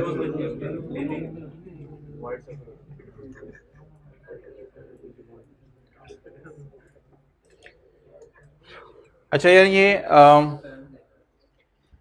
एक इंटेंजिबल का नोट हमने वो पढ़ा था जो कि 2 सवालों में हमने किया था क्लास में। कल किया था वेबसाइट, लाइसेंसेस, प्रोडक्ट्स, लंबूतरा सा लंबा सा एक वो था। एक इंग्लिश में भी नोट देना होता है इंटेंजिबल्स का, अंग्रेजी लिख के। ये आज तक आईकैप में कभी नहीं आया। इंग्लिश में देना होता है आपने। ये जो नोट अंग्रेजी में देना होता है ना, ये अंग्रेजी वाला नोट वही IAS 38 का नॉलेज है, आपने यूजर को बता देना है। मिसाल के तौर पे पैकेजेस वाले कहते हैं जी हमारे पास क्या मौजूद है। जो लाइन समझ ना आई मेरे से जरा पूछ लेनी आपने। पैकेजेस वाले कहते हैं expenditure incurred to acquire computer software and SAP भी कोई सॉफ्टवेयर है, एंड डेवलप वेबसाइट्स, हम अपनी वेबसाइट्स खुद भी बना रहे हैं, आर कैपिटलाइज्ड एज, बता दें जी कितने इनके पास इंटेंजिबल्स हैं? 2। नंबर 1, हाँ 3 है, सॉफ्टवेयर, सैप एंटरप्राइज एंड अपनी website, and stated at cost. कौन सा मॉडल ये फॉलो कर रहे हैं? क्लियर? ये बातों में से कोई ऐसी नई बात नहीं होगी आपको। Cost with maintaining the intangibles, बताएं P&L में फेंकते होंगे या ये कैपिटलाइज कर देंगे? Maintenance recognised as an expense when incurred. Development cost are recognised as intangible. Development cost क्या रिकॉग्नाइज की जाएंगी? As an. ये बातें हम किसको बता रहे हैं? यूजर्स ऑफ फाइनेंशियल स्टेटमेंट्स को। When the following criteria are, ये कौन से क्राइटेरिया हैं? 6 क्राइटेरिया। जो पैरा नंबर 57 था, 6 था, जो भी था पैरा नंबर वो था जिसमें 6 क्राइटेरिया हैं। कहते हैं डेवलपमेंट को तब एसेट बनाते हैं जब कितने क्राइटेरिया पूरे हों? 6 criteria. Directly attributable cost are capitalised, ये बात आपको पता है? As a part of cost of software, include employ costs, साइंसदानों को तनख्वाह, and an appropriate portion of relevant overheads. Capitalized costs are recorded as intangible and amortized from the point at which asset is ready for use. Clear? अच्छा, package वालों अपनी research और development का क्या करते हो तुम लोग? कहते हैं research and development expenditure that do not meet the criteria are recorded as an expense. Development cost recorded as an expense. ये एक बात थी आपने मुझे सोच बतानी है। यह रिसर्च खर्चे में चली गई, बुरी वाली डेवलपमेंट खर्चे में चली गई, अच्छी वाली डेवलपमेंट को एसेट में डाल दिया। किसी ने मशवरा दिया डेवलपमेंट जब अच्छी वाली होना शुरू हो गई है तो पुरानी बुरी वाली डेवलपमेंट और रिसर्च को खर्चे से निकाल के एसेट में डाल दो। ये ऐसा कभी हमने क्लास में किया है? नो नो नो नो, ऐसा कभी नहीं करना। हालांकि ये एक बड़ी लॉजिकल आर्गुमेंट लोग देते थे स्टैंडर्ड बनाने वाले को। कहते तुम रिसर्च को कह रहे हो खर्चा, डेवलपमेंट को कह रहे हो बुरा खर्चा। जब डेवलपमेंट अच्छा खर्चा बन गया है तो इसका मतलब है पुरानी वाली डेवलपमेंट भी फिर एज्यूम कर लो अच्छी होगी। कहता है नहीं नहीं नहीं, इसकी इजाजत नहीं है। जो चीज खर्चे में चली गई वो चली गई। डेवलपमेंट प्रीवियसली रिकॉर्डेड एज खर्चा, ये कौन सी वाली होगी? बुरी वाली। Are not recorded as an asset, ये एसेट के तौर पे रिकॉर्ड नहीं की जाती। अगली डिस्कशन कौन सी है जी? Amortisation methods and periods. Intangible assets are amortised using the, हालांकि हम वो जो लंबूतरा सा बनाया था उसके नीचे भी लिख रहे थे स्ट्रेट लाइन वगैरह, लेकिन इधर भी इसने लिखा है intangibles are using the straight line method over the estimated useful life at the rates ranging from 10 to 33%. Goodwill and intangible assets that have an indefinite life are not subject to and are tested annually for, क्योंकि आपको पता है जिनकी life नहीं पता होती उनको हर साल किससे गुजारना पड़ता है? इम्पेयरमेंट टेस्ट से। Useful life of intangibles are reviewed, ये कॉन्सेप्ट FR1 वाला है, आपको इस क्लास में भी पढ़ाया था। कई चीज़ें ऐसी होती हैं उनकी लाइफ इंडेफिनेट होती है, चलते चलते 8-10 साल रह जाती है। कल वाले सवाल में इंडेफिनेट से 4 साल रह गई थी। Useful life of intangibles are reviewed at each balance sheet and adjusted if the impact of amortisation is significant. अगर बड़ी अमाउंट्स हैं तो हम एडजस्ट कर देते हैं, जैसे कल हमने किया था, और आमतौर पे बड़ी अमाउंट्स ही होंगी, हम बाय डिफॉल्ट एज्यूम करेंगे। एक सवाल आता है जो कि इंट्रो की किताबों में अभी तक, मेरा नहीं ख्याल, पता नहीं आई कि आपने उसको सही किया या नहीं किया, अभी तक इंट्रो की किताब में अगर आ रहा है तो वो ब्लंडर है।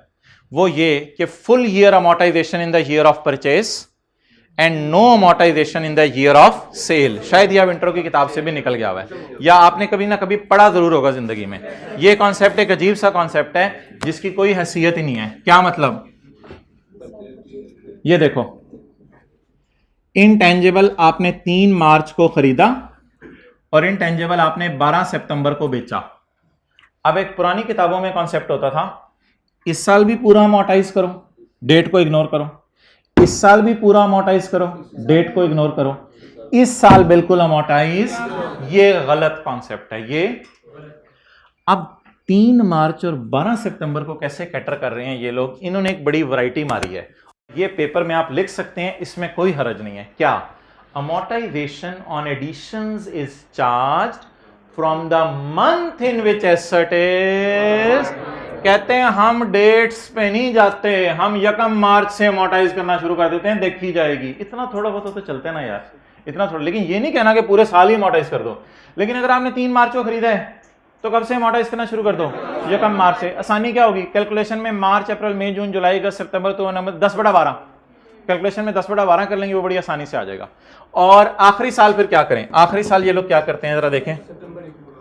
And no amortisation is charge in the month in which asset is. जिस महीने एसेट बेचते हैं उस महीने अमोर्टाइज नहीं करते। बताएं किस महीने बेचा? बताएं किस महीने? अब आ रही है आवाज? नहीं आ रही? अबू बकर देखो, पॉज कर दो। अच्छा जी, इस कॉन्सेप्ट को जरा रिवाइज कर लें। कोई बहुत पुरानी अकाउंटिंग वालों की किताबें हैं ना, उनमें लिखा हुआ है full year amortisation in the year of purchase and no amortisation in the year of disposal. तो ये लोग फिर क्या करते हैं? ये लोग एसेट को इस साल पूरा अमोर्टाइज करते हैं 12/12, इस साल पूरा अमोर्टाइज करते हैं, इस साल सिरे से अमोर्टाइज ही नहीं करते। ये तो बिल्कुल एक गलत बात है। इसका शॉर्टकट तरीका कुछ लोगों ने निकाला हुआ है। वो ये निकाला हुआ है कि वो ये कहते हैं कि amortisation on additions is charge from the month in which asset is acquired. जिस महीने खरीदा उस महीने अमोर्टाइज कर दो। तो मोहतरम, अगर एसेट की कॉस्ट फर्ज करें 100 रुपया है, एसेट की कॉस्ट चलें 100 रुपया छोड़ें, फैक्टर मिसाल के तौर पे मैंने लगाना है, तो वो 10/12 का लगाऊंगा या 12/12 का? 10/12। मैं 3 मार्च की डेट को इग्नोर कर दूंगा, एज्यूम करूंगा 1 मार्च से खरीदा। इस साल क्या फैक्टर लगेगा? 12/12। बल्कि 12/12 तो लगाने की जरूरत नहीं पड़ती, हम कॉस्ट डिवाइड बाय लाइफ कर देते हैं। और इस साल क्या फैक्टर लगेगा? ये जरा पढ़ते हैं। ये आपने सवाल पूछा, ये जरा पढ़ते हैं। And no amortisation is charge in the month in which asset is. तो कहते हैं जिस महीने इंटेंजिबल डिस्पोज ऑफ होता है उस महीने हम अमोर्टाइजेशन चार्ज नहीं करते। तो फिर कब कब करेंगे? जनवरी, फरवरी, मार्च, अप्रैल, मई, जून, जुलाई, अगस्त। आसानी के लिए इन्होंने ये कर लिया है। इतनी बहुत ही आसानी एक्सेप्टेबल है क्योंकि डेप्रिसिएशन या अमोर्टाइजेशन एक अंदाजा ही होती है ना, एग्जैक्ट अमाउंट तो नहीं होती। तो ये ऑर्गेनाइजेशन ये पॉलिसी फॉलो कर रही है। ओके, अब यार ये जो अंग्रेजी मैंने आपको सारी पढ़ाई है, ये मैंने कहा पेपर में कभी आई नहीं, लेकिन आपको पता कैसे चलेगा कि पेपर के अंदर ये आ गई है? और आपको पता कैसे चलेगा कि पेपर के अंदर ये लिख के आनी है, वो लंबूतरा सा नोट जो हमने बनाया था वो बना के नहीं आना? इसके लिए आपने 2 मिनट तक बात नहीं करनी और अटेंटिवली चीज को देखते रहना है। पूरी फाइनेंशियल स्टेटमेंट्स के अंदर ये चीजें कहां कहां नजर आ रही हैं, ताकि सवाल की रिक्वायरमेंट देख के आपको अंदाजा हो सके कि हमने कैसे टेकअप करना है चीज को। मैं चल रहा हूं बैलेंस शीट से। कहां से चल रहा हूं? बैलेंस शीट से। बैलेंस शीट में ये मैंने हाईलाइट किया हुआ, ये कुछ और है। बैलेंस शीट में मुझे नजर आ रहे हैं इनटेंजिबल एसेट। इसका नोट नंबर कौन सा है? 25। और इनकी वैल्यू जरा याद कर लें, 425 405 मिलियन होगी, हाँ 405 मिलियन, क्योंकि 617 और 000, तो फिर 405 मिलियन बन गई ना। तो 405 मिलियन किसके क्या हैं जी? इंटेंजिबल्स। हमें क्या कह रहे हैं, किस नोट में जाके इसका ब्रेकअप देखो? 25 में। लेकिन मैं तो आपको 25 में लेके ही नहीं गया, मैं आपको बताता हूं जिस वक्त ऑर्गेनाइजेशन की statement of changes in equity, उधर ना पड़े, statement of changes in equity भी गुजर गई, उसके बाद ऑर्गेनाइजेशन की स्टेटमेंट ऑफ कैश फ्लो भी गुजर गई, और उसके बाद ऑर्गेनाइजेशन के notes to the financial statement, सिर्फ इतना सा पढ़े, notes to the financial statement. इनमें नोट नंबर 25 ढूंढना है। अच्छा, नोट नंबर 25 की बजाय मैं आपको बता रहा था अभी नोट नंबर 2, मुझे देख लेने दे 2 है या 4 है, एक मिनट। जो मैं आपको पढ़वा रहा था, नोट नंबर 4 पढ़ा था। नोट नंबर 4 का पता नहीं कौन सा पॉइंट था, 4 पॉइंट कुछ याद है किसी को? 4.5 था भाई कह रहे हैं। तो नोट 4, हम तो 25वें में जाना चाह रहे हैं और नोट 4 है। नोट 4 बताएं, अगर पेपर में ये रिक्वायरमेंट आ गई तो फिर आपको वो अंग्रेजी लिख के आनी पड़ेगी। और वो अंग्रेजी सर लिखनी कैसे है, कैसे लिखनी है, कहां लिखनी है, क्यों लिखनी है, कब लिखनी है, वो सारी बात अभी मैं करता हूं। अगर पेपर में खुदा ना खास रिक्वायरमेंट आ गई, prepare summary of significant accounting policies, हमारी पॉलिसीज की समरीज बताओ।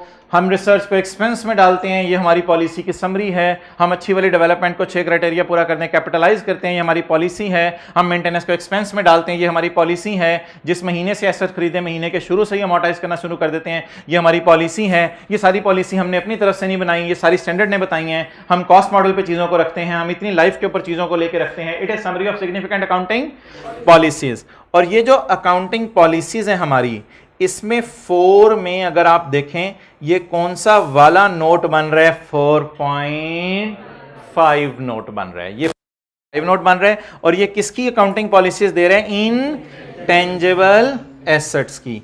और चलते चलते चलते एक हल्का फुल्का सा नोट अगर मेरी नजर पड़ी इन्वेंट्रीज का, तो वो आपको दिखाता जाऊंगा। वो है स्टॉक इन ट्रेड 4.10।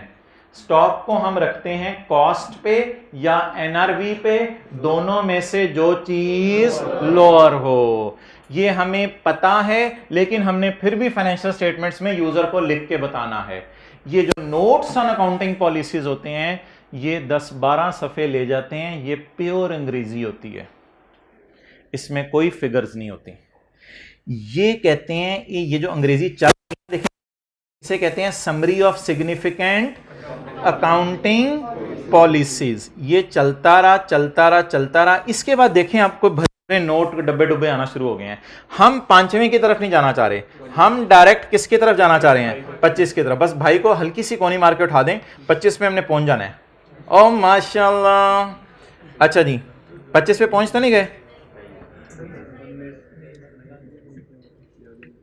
25 25 25 25 25 बिस्मिल्लाह बिस्मिल्लाह बिस्मिल्लाह सुभान अल्लाह इन्ना लिल्लाह।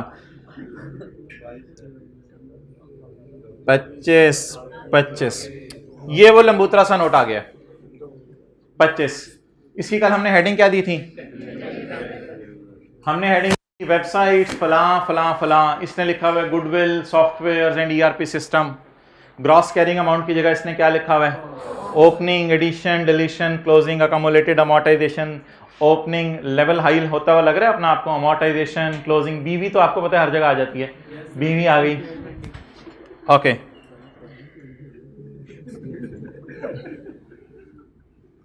अच्छा, अब इन्होंने इधर क्यों नहीं लिखा हुआ कि कॉस्ट मॉडल है या रिवैल्यूएशन मॉडल है?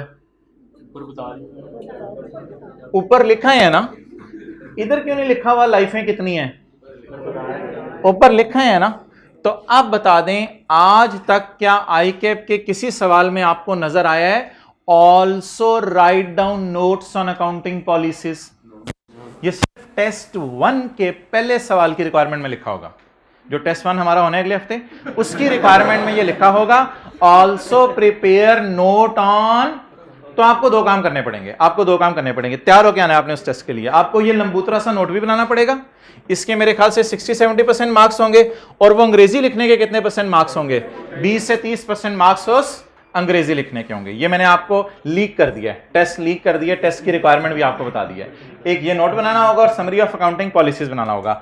अब समरी ऑफ अकाउंटिंग पॉलिसीज बच्चे आके क्लास के बाद टीचर से पूछेंगे कि सर ये हमने याद करनी है और जाके हमने पैकेजेस की फाइनेंशियल स्टेटमेंट डाउनलोड करनी है, और हम क्या करेंगे? तो उसके जवाब में सर बताएंगे पुत्र ये सारा पेज नंबर 20 पे लिखा हुआ है, packages, financial statements, intangible assets, notes on accounting policy. तो वो जो दिल धक धक कर रहा था कि डाउनलोड करने, अपलोड नहीं होता इधर, डाउनलोड कहां से होनी है चीजें, तो वो वाला मसला हल हो गया। गुडविल पे क्वेश्चन मार्क लगा लें क्योंकि अभी हमने कंसोलिडेशन नहीं पढ़ी हुई। पेज नंबर 20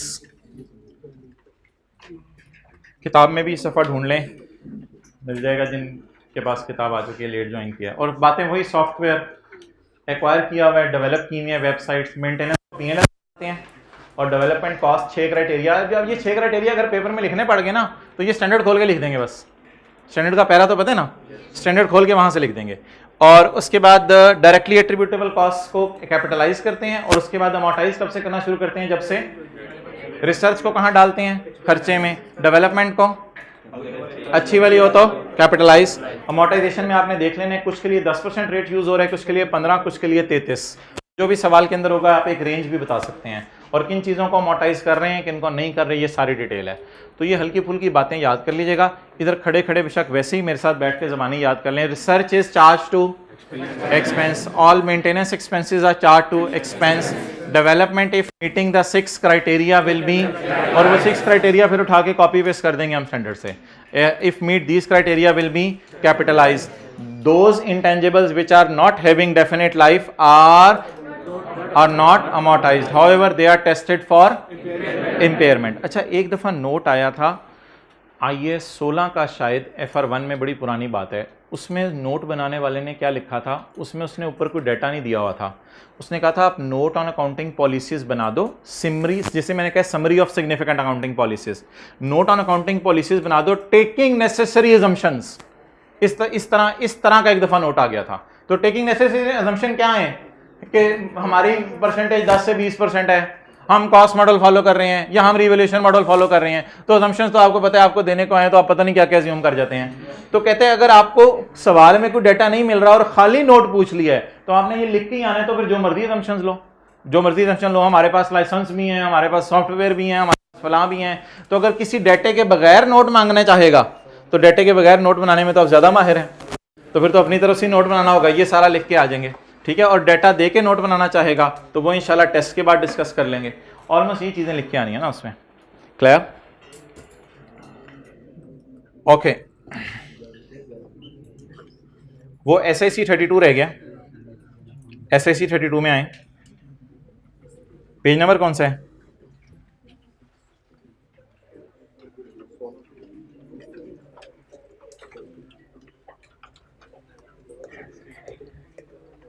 अभी तक जो मेरा प्लान है ना, अभी तक कल की क्लास में sheep will give baby,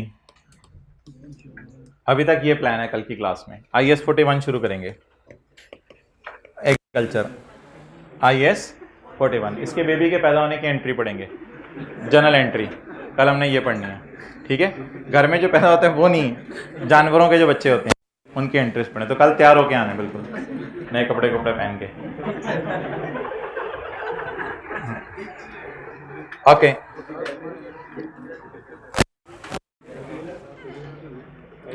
SIC 32 किस पेज पे है? 16, पेज नंबर 16 पे।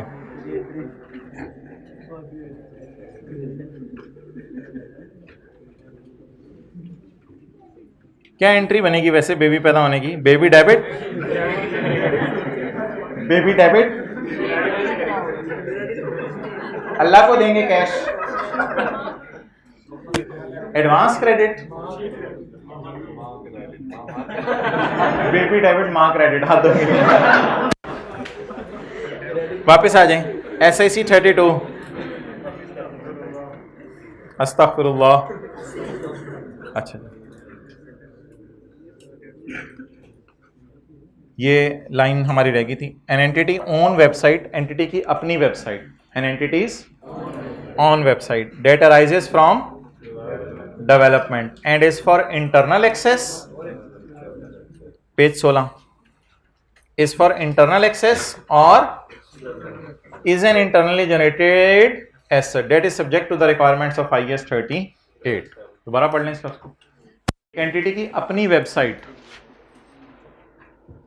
चाहे वो इंटरनल एक्सेस के लिए हो, चाहे वो हमेशा इंटेंजिबल होती है, सिवाय उस वेबसाइट के जो सिर्फ किस पर्पस के लिए बनाई गई, एडवर्टाइजमेंट पर्पस के लिए बनाई।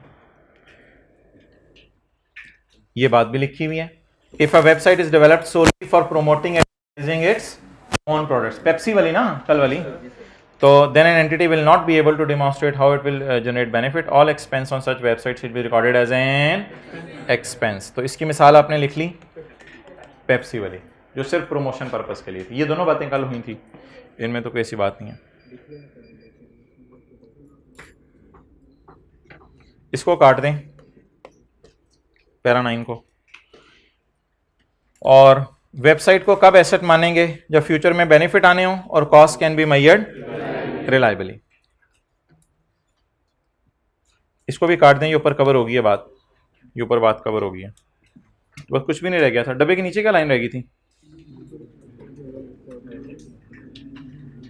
ये भी वही बात है, अगर छोड़े परे काट दें। पेज 17 वाली बात भी काट दें, पेज 17 के एंड वाली।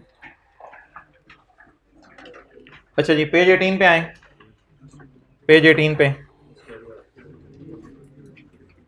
ये स्टैंडर्ड का पैरा 119 है, याद नहीं करना। मुझे बता दें इंटेंजिबल्स की क्लासेस। अब बस पढ़ते रहें, खुद ही छोटी छोटी चीजें पढ़ते रहें। Brands, method, software, licences, operating rights, recipes, formulas, models, design, prototypes, intangibles under development. ये क्या है? Land, building, plant and machinery की तरह किन की टाइप्स हैं? इंटेंजिबल्स की।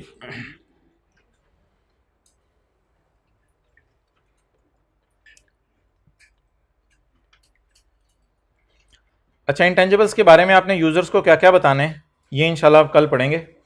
अब हम देख लेते हैं 1-2 मिनट लगा के। एक सवाल है जो बुक में नहीं है, वो आपका भी टेस्ट है। मैं आपको 2 से 3 मिनट दे रहा हूँ, आप उसको जो है वो सॉल्व कर लें। आपने स्क्रीन की तरफ देखते रहने। 1 से 2 मिनट बाद 1-2 मिनट बातें कर लें। एक छोटा सा टेस्ट है, वो दे दें।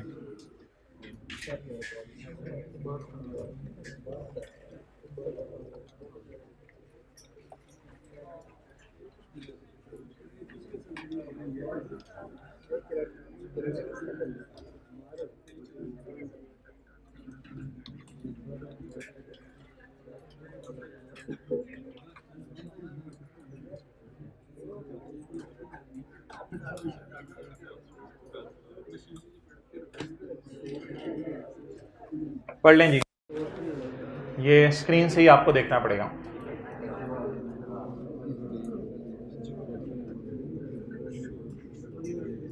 ठीक है, मोबाइल से तस्वीर खींच लें और 5 मिनट लगाइएगा। मुझे इस वेबसाइट की कॉस्ट बता दें।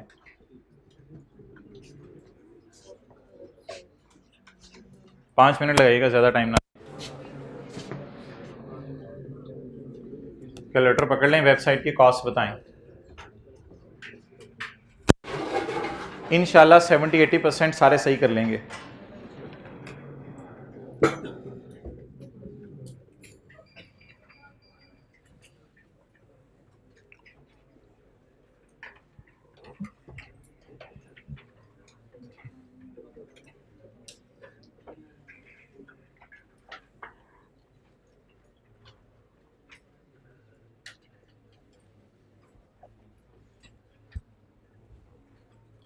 एक 100 रुपये मेरी जेब में इत्तफाकन निकले, फुली डिप्रिशिएटेड है, लेकिन दुकान पे चलेगा। तो वेबसाइट की कॉस्ट बता के ये 100 रुपया ले लें। हाइब्रिड क्लास में से बता दें ये जैसे बता दें, जो भी बता दें। दानिश मुझे बता दीजिएगा जो भाई आपको कॉस्ट बता दें वेबसाइट की।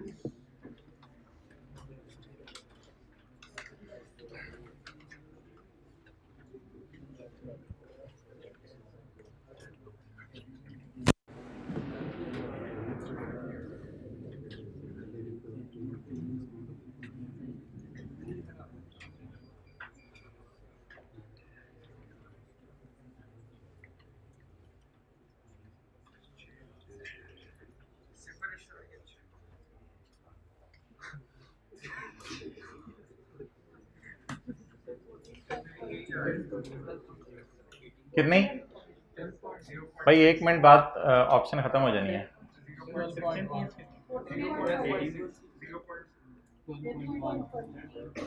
एक एक करके बोले, हाथ खड़ा करके बोले आप। नहीं,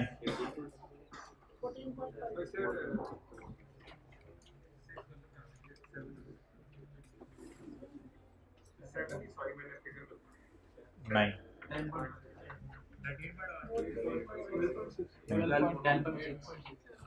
कोई एक दो गलती कर रहे होंगे, जल्दी बता दें। 10 वाला कौन है? एक्सेलेंट, 10 10 10, बस खत्म हो गया ऑप्शन। अब ये दे दें। चलें जी, 10 है कॉस्ट, अब निकाल लें सारे।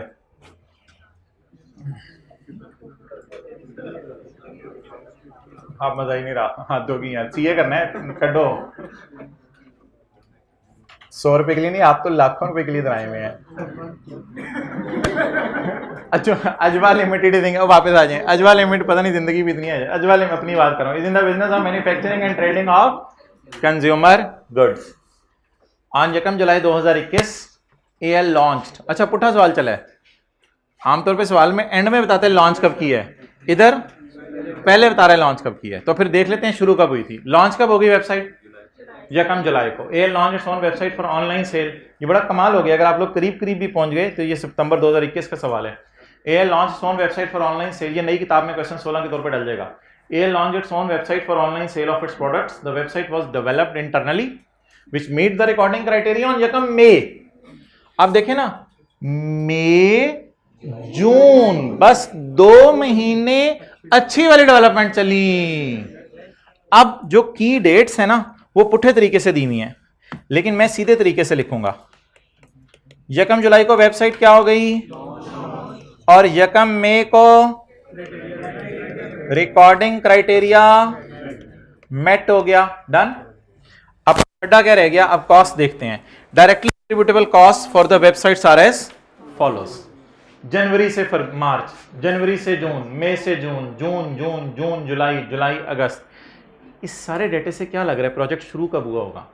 सोचे जनवरी में शुरू हुआ होगा ना, जनवरी में शुरू होगा। वो कोई इंडिकेशन नहीं है, लेकिन मैं सिर्फ इस जनवरी को हाईलाइट करके ना इस नतीजे पे पहुंचा हूं कि प्रोजेक्ट कब शुरू हुआ होगा? जनवरी को शुरू हुआ होगा। प्रोबेबली यकम जनवरी होगा ना, यकम जनवरी प्रोजेक्ट क्या हुआ? स्टार्ट हुआ। अब भाईजान इस अरसे में चाहे रिसर्च चले चाहे डेवलपमेंट चले, हमारी बला से इस अरसे वाली रिसर्च डेवलपमेंट कहां जानी है? एक्सपेंस में। और मई जून वाली डेवलपमेंट क्या होनी है? कैपिटलाइज होनी है। अच्छा, मैंने आपको क्या बताया था? पहले आप महीने देखा करें या पहले खर्चों की नेचर देखा करें?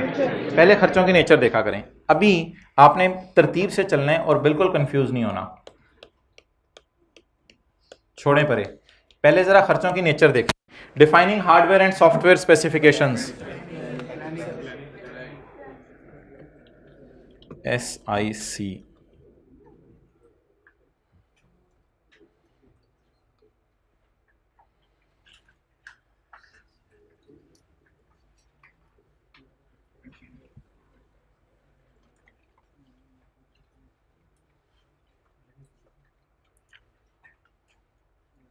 जी बोलें। डिफाइनिंग हार्डवेयर एंड सॉफ्टवेयर, नहीं, एक्सपेंस डेवलपमेंट अभी आपने नहीं बताना। अभी मुझे रिसर्च है या डेवलपमेंट है? रिसर्च है। वैसे तो ये प्लानिंग है, वैसे रिसर्च मुझे अच्छा लफ्ज़ नहीं लग रहा, बल्कि स्टैंडर्ड ने भी इसकी इजाज़त नहीं दी, लेकिन फिलहाल आपके समझने के लिए सिर्फ इसको क्या लिख रहा हूं मैं? Research. Salaries and general overheads, भाई ये तो मेन आपका खर्चा होता है वेबसाइट बनाने का या कोई भी इंटेंजिबल बनाने का, इसलिए इसमें तो अच्छी बुरी डेवलपमेंट अलग अलग देखनी पड़ेगी, इसलिए इसको अभी साइड पर रखें। आगे चलें। Development of the content, content development, ये कहां पे आएगी बोलें? डेवलपमेंट। अच्छी बुरी मेरी बला से अभी छोड़ें, इसको किस में डालूं, रिसर्च में या डेवलपमेंट में? डेवलपमेंट में। Registering website with search engines, ये था कल दिया हुआ था, हाँ। Registering website with search engine, ये किस में आया था? ऑपरेशनल में आया था। इसे कहां डालें? ऑपरेशनल खर्चे कहां जाते हैं सारे? एक्सपेंस में, या ऑपरेशनल का लफ्ज लिख लें, जो भी लिख लें। सालाना फीस ऑफ वेबसाइट होस्टिंग, हमारी वेबसाइट कहीं जाके डाटा उसका सेव हो रहे और कोई बंदा उस डाटे को होस्ट करे, लेकिन ये सालाना फी है। सालाना फी सोच के बताएं हमेशा क्या होनी चाहिए? ये तो इसी साल फायदा देगी, इसकी तो बोंगी एसेट बना के 3-4 साल पे मोटाइज करो। सालाना फीस जिस मर्जी नेचर की हो, सालाना हमेशा क्या होगी? एक्सपेंस होगी। सालाना फीस फायदा कितना साल देगी? अगर वेबसाइट ने फायदा 5 साल देना है तो ये सालाना फी कितने साल फायदा देगी? तो इसलिए मजबूरन एनुअल के साथ बाय डिफॉल्ट याद रखिएगा, जो भी एनुअल फीस होती है वो तो हमेशा ही क्या होती है? एक्सपेंस होती है। ये भी एक्सपेंस में चलेगी। ट्रेनिंग हमेशा एक्सपेंस में होती है। Discount offers for logging on the website, जो लोग वेबसाइट पे आ रहे हैं उन्हें डिस्काउंट दे रहे हैं, इसका वेबसाइट की कॉस्ट से क्या ताल्लुक है? इसका वेबसाइट की कॉस्ट से कोई ताल्लुक है? जो लोग वेबसाइट पे आ रहे हैं उन्हें डिस्काउंट दे रहे हैं, तो डिस्काउंट दे रहे हैं आपके बिजनेस का खर्च है, डिस्काउंट एक्सपेंसेस में चला जाएगा। तो ये भी किधर चला गया? एक्सपेंस में। अच्छा, अब थोड़ा सा जरा नजर मार लेते हैं कि एक इसने ना स्टार लिखा हुआ है, स्टार। स्टार का मतलब आपने मुझे बताना है। स्टार का मतलब, स्टार इन सारी बातों के साथ है, बड़ा इंपॉर्टेंट पॉइंट है। स्टार इन सारी बातों के साथ है। All cost are incurred evenly throughout the mentioned period. क्या कोई बता सकते हैं इस साल कितने महीने डिफाइनिंग हार्डवेयर होता रहा? 3 महीने, जनवरी फरवरी। इस साल कितने महीने सैलरीज देते रहे? जनवरी फरवरी मार्च अप्रैल मई जून। इस साल कितने महीने कंटेंट डेवलप होता रहा? 2 महीने। इस साल कितने महीने सर्च इंजन पर रजिस्टर कराया? ये तो मेरे ख्याल से किसी एक ही दिन जाके करा दिया होगा, एनुअल फीस भी एक ही दिन जाके पे कर दी होगी। इस साल कितना अरसा एम्प्लॉइज को ट्रेन करते रहे? 2 महीने। अब अगर इस फिगर को कभी तकसीम करना पड़े तो डिवाइडेड बाय 2 करेंगे, लेकिन इसको तकसीम ही नहीं करना क्योंकि ये सारी की सारी फिगर क्या है? ट्रेनिंग एक्सपेंस है। क्लियर? और ये भी सारा का सारा एक्सपेंस है जुलाई अगस्त का। अच्छा, फड्डा सिर्फ क्या है? सवाल की पहली रिक्वायरमेंट क्या है? कल की तरह का सवाल है, एक तो कॉस्ट निकालनी है, दूसरा जिन खर्चों को इग्नोर किया उनकी आपने रीजन बतानी है। ठीक है, तो मैंने सिर्फ आपसे ये पूछा था, आपने कॉस्ट बतानी है। अच्छा जी, रिसर्च को कहां डाल दूं? एक्सपेंस में। सैलरीज एंड जनरल ओवरहेड जनवरी से जून तक होती रही हैं, जनवरी से जून तक। तो जनवरी फरवरी मार्च अप्रैल। आपको पता है जिस दिन लॉन्च हो जाए उस दिन साइंसदानों को निकाल दिया जाता है। तो हमारे साल में ये 12 महीने खर्चा हुआ या हमारे साल में ये 6 महीने खर्चा हुआ? क्योंकि 1 जुलाई को तो साइंसदानों को निकाल कि भाईजान जाओ वेबसाइट आपसे बनवा ली, सॉफ्टवेयर इंजीनियर्स को निकाल दिया होगा हमने, तो ये 6 महीने का खर्चा है। तो इसका कैपिटलाइज्ड वाला पोर्शन सिर्फ मुझे बताते रहें कैपिटलाइज कितना करना है। इसमें कैपिटलाइज 0 करना है, इसका 6 डिवाइडेड बाय 6 महीने multiplied by May June multiplied by 2। गलती से 12 से डिवाइड किसने कर दिया था? 12 से डिवाइड नहीं करना था। क्या आ गया जवाब? 2। कैपिटलाइज करने वाली अमाउंट्स में बाहर लिख रहा हूं 2। आगे चलें जी। मई से जून कंटेंट डेवलपमेंट हुई। कंटेंट डेवलपमेंट अच्छी वाली डेवलपमेंट में जाती है, लेकिन डिपेंड करेगा कि रिकॉर्डिंग क्राइटेरिया पूरा हुआ है या नहीं।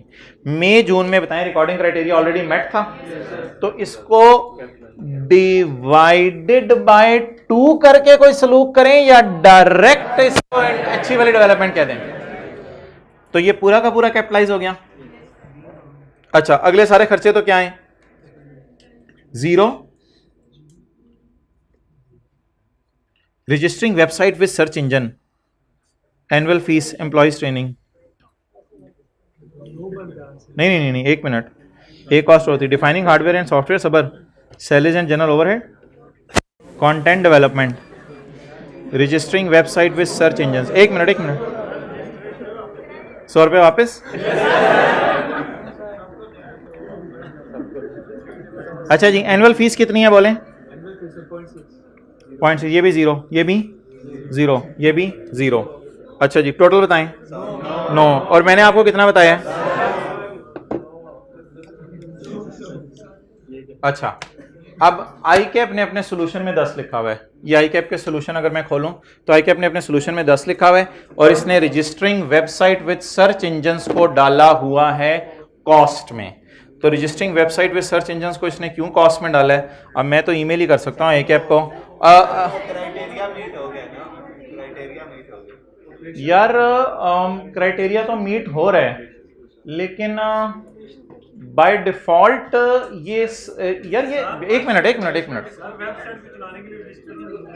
वेबसाइट को चलाने के लिए रजिस्टर कराना जरूरी है। चलो ठीक है, ये आर्गुमेंट हो गया। वेबसाइट को चलाने के लिए registering the website with search engine, by default ये खर्चा क्या है? Unless it meets the recording criteria, unless कि ये किसको मीट कर जाए? रिकॉर्डिंग क्राइटेरिया को मीट कर जाए। अब मेरे ख्याल से दोनों तरफ के आर्गुमेंट लिए जा सकते हैं। उसने शायद ये असम्पशन ली है कि ये किस अरसे में हुआ है यार, लेकिन अगर जुलाई में करवाते तो भी हो जाना चाहिए था। फिर क्या मतलब है नहीं होना चाहिए था? होना तो चाहिए था फिर भी। तो ये थोड़ी सी डिबेटेबल बात है जिसके ऊपर आर्गुमेंट्स दोनों किस्म के दिए जा सकते हैं। बहरहाल ऐसे सवालों के अंदर मोहतरम दोनों ऑप्शंस आपके पास अवेलेबल हैं। एक थोड़ा सा कंट्रोवर्शियल पॉइंट है, इसमें बहस हो सकती है, कोई मसला नहीं, आप बिल्कुल परेशान ना हो। इसको एक्सपेंस में भी डाला जा सकता है। आई कैप ने किस वजह से कैपिटलाइज किया, जरा वजह बता दें। क्राइटेरिया मीट हो गया तो आपने डाल दिया है। मैं वैसे इस राय का कायल नहीं हूं। मेरे ख्याल से जो स्टैंडर्ड ने वाज़े ट्रीटमेंट दिए ना, पहले उसको करना चाहिए हमें। अनलेस के रजिस्टर वेबसाइट के साथ वाज़े तौर पे क्या लिख दे, दिस अलग से इसके साथ लिखे। एक तो पूरे सवाल के साथ तो लिखा ही हुआ है ना, ऊपर इसने पूरे सवाल के साथ लिखा ही हुआ है, लेकिन अलग से अगर इसके साथ लिख देता तो फिर ठीक था। तो इट इज डिबेटेबल। चलें जी, अब टोटल कितना हो गया? 9 हो गया या 10 हो गया? अच्छा, 9 वाले कितने थे? और ठीक है। और 9 वालों ने 9 कब बताया था? अब इसका हल क्या करें?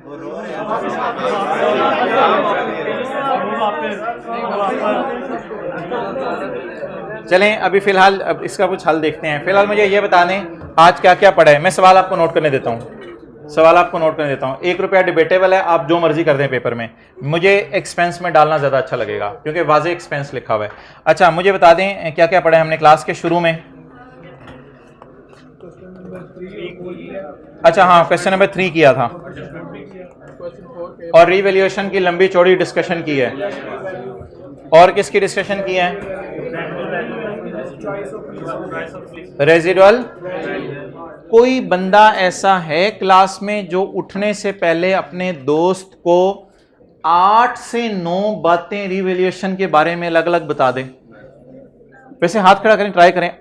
7 से 8 बातें अपने दोस्त को अलग अलग बताएं जो हर बात हर एक से जुदा हो। मिसाल के तौर पे क्लासेस बनाएंगे, क्लास के अंदर जो है वो सारी क्लास वालों को करेंगे और उनको साइमल्टेन। कितने लोग 8 से 9 बातें बता सकते हैं रीवैल्यूएशन के बारे में?